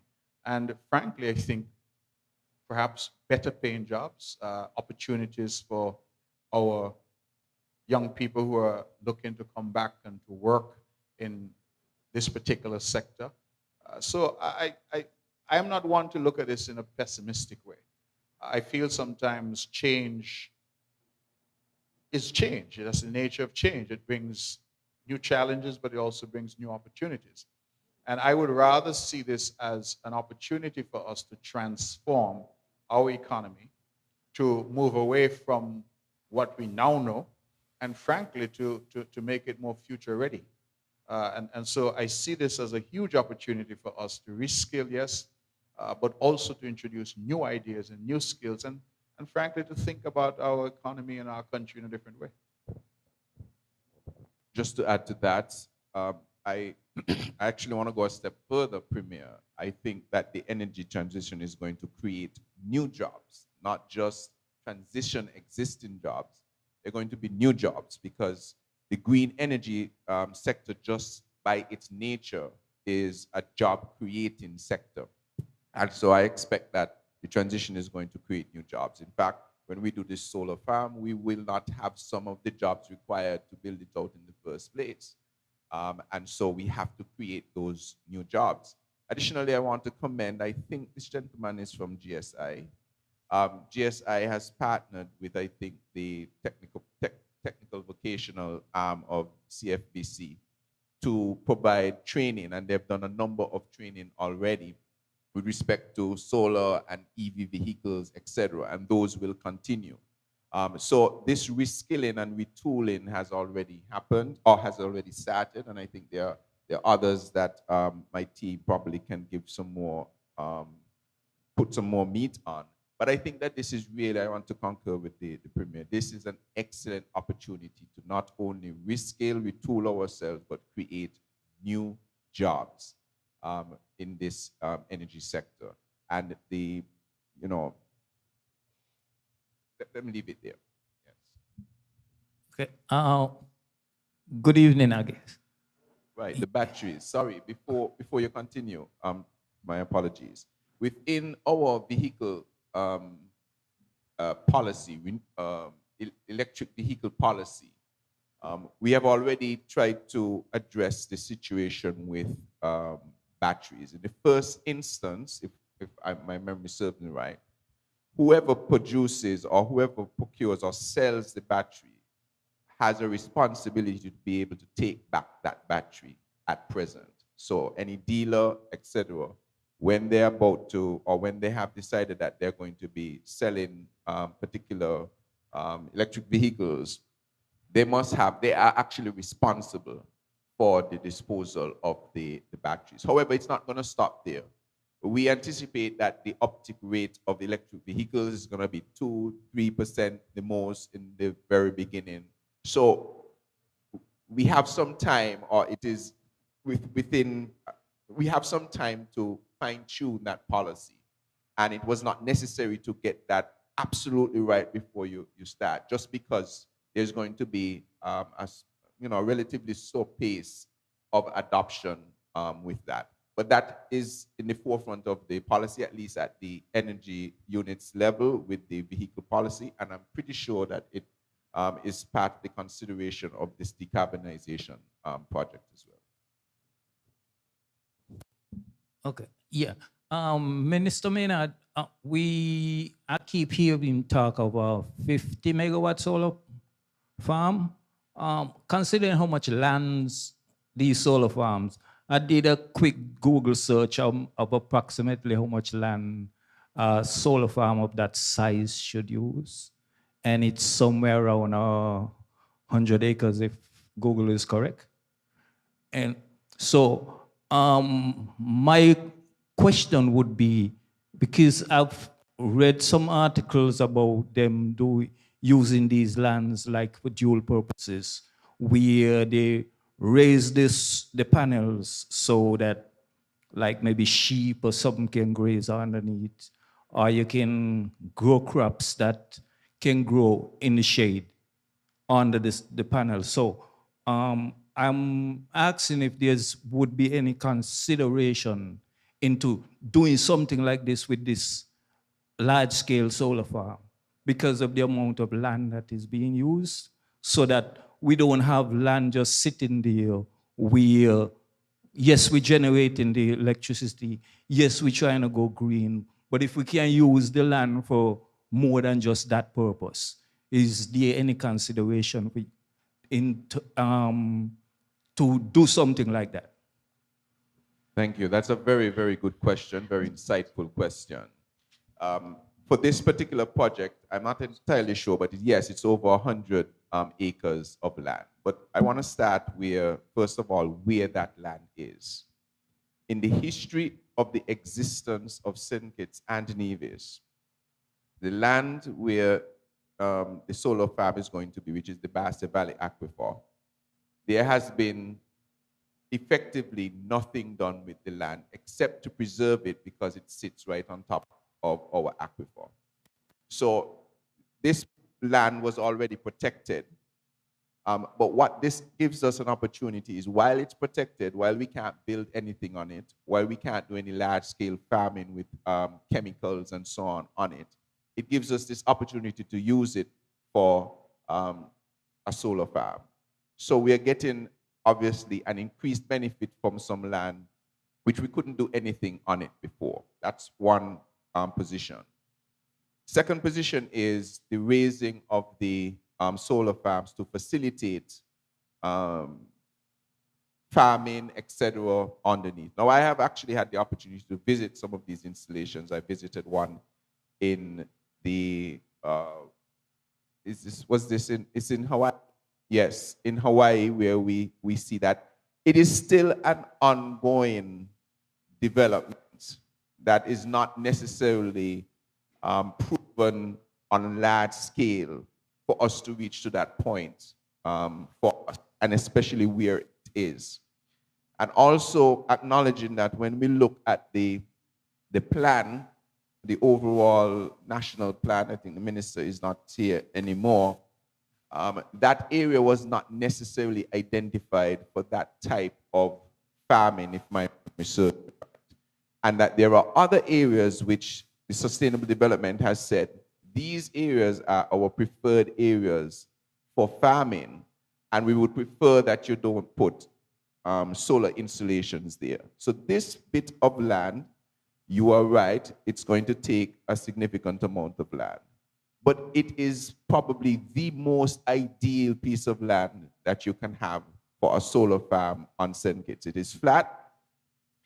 It is close to Skelec, meaning it's close to the distribution center. So you don't have to evacuate the power from that farm from very far. And it is land that was protected and had sat idle for quite some time.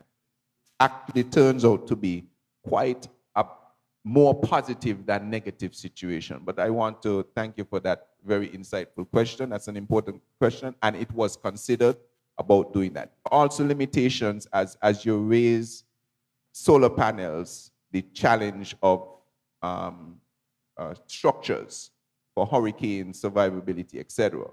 So we would also want to make that consideration. Once you do that, it then increases the cost tremendously. And then you have to determine whether raising the costs to do farming, if the economics make sense as well. Because the structures now have to be significantly engineered differently to facilitate something like that. But those considerations were made. Now, folks, I know we could be here all night speaking very passionately about energy, and I'm loving the questions. That was an excellent question. I think we will take our last question before and I just wanted to acknowledge that we are streaming live, I believe, but once we end the panel, I would just advise that we end our live streaming and we proceed with the last bit of the evening. Good evening.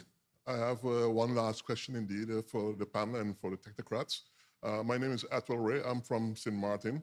I'm a nephew of the late Macmillan Hodge, Dr. Macmillan Hodge here in St. Kitts. I was born here in St. Kitts, actually, and I lived all my life in St. Martin, studied Holland. And one of the things that I've done is act as a policy advisor for government in St. Martin in the area of aviation. I'll see our good friend, Mr. Mark Brantley, Premier Nevis here.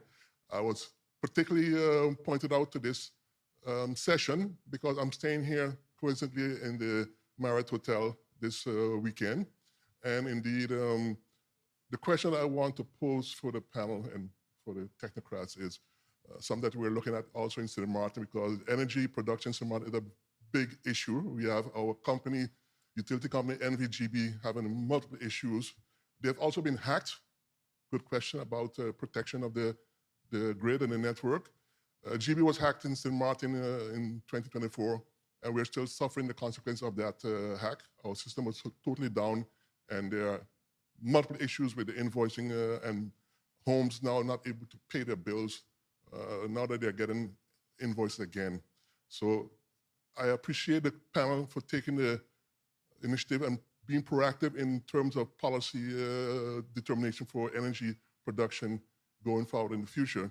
And I think one thing, maybe we haven't heard that word mentioned no time in this session, but the word hydrogen comes to mind because I have friends here online who are following the debate, and they're pushing me to ask the question if hydrogen energy has been considered here in St. Kitts and Nevis. Geothermal being something for Nevis, but geothermal, hydrogen in general, the Dutch government is pushing that agenda in the Dutch Caribbean, where St. Martin and Ruben Curaçao is concerned. And I'm very much curious what is the thoughts on hydrogen production in St. Kitts and Nevis. Thank you.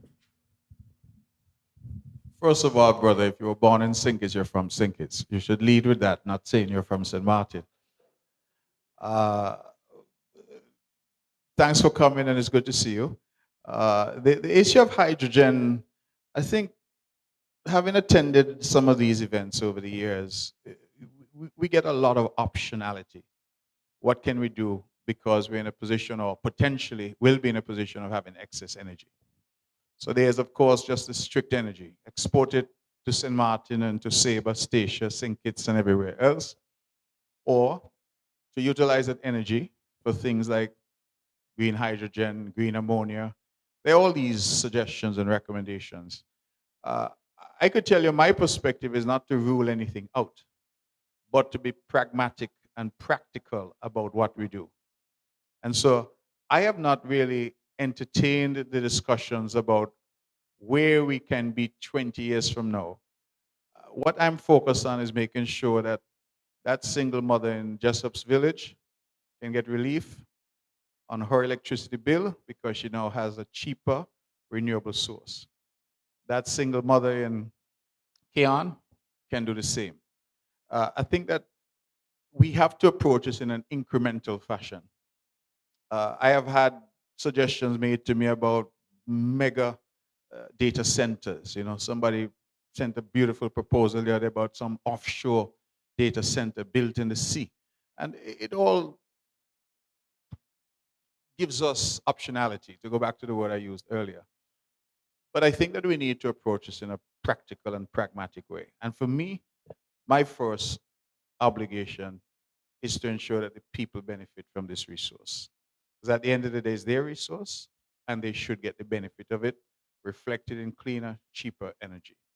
And that is why I went down the line of ticking the boxes about cheaper energy, solving our water problem, they get that, solving our food problem, they get that, creating new jobs, different jobs in the economy, economic expansion.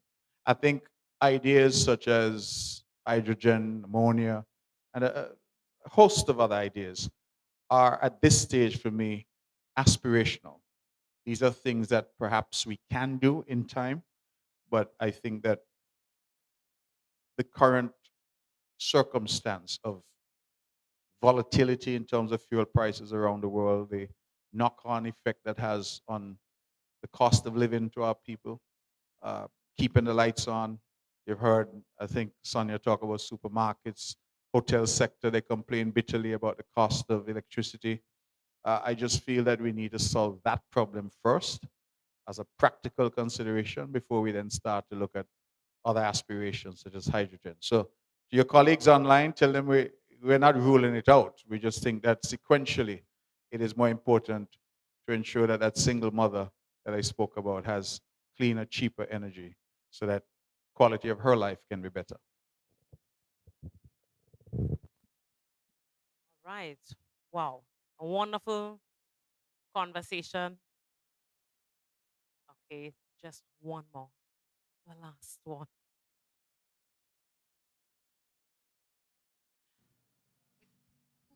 We really have to make this short because our colleagues from Nevis have to get onto a boat as well.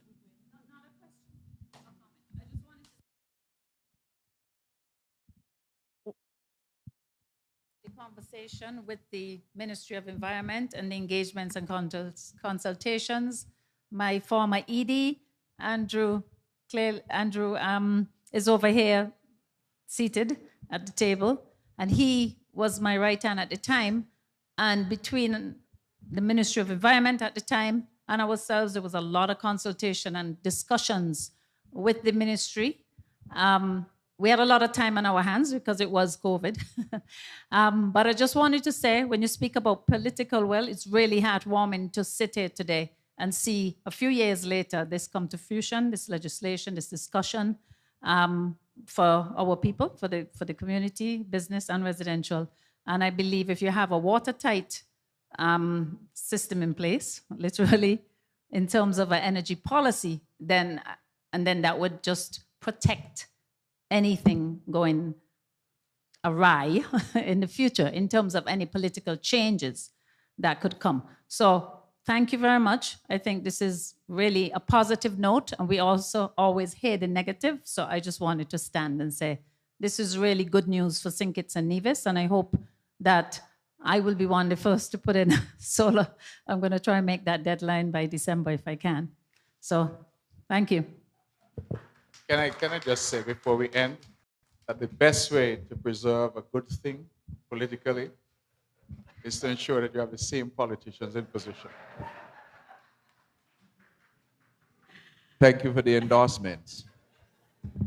And with that, ladies and gentlemen, a great note to end. Please join me in thanking our three honorable panelists.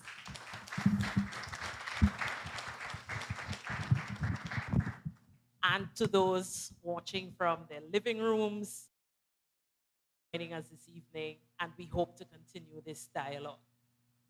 At this point, do I hand over to you, Sanya, who give instructions on the part where we mingle, and we do invite you to continue the conversations. Thank you. So thank you once again. Can we just have a round of applause for our entire panel? I think I wish to invite the panel to return to their seats.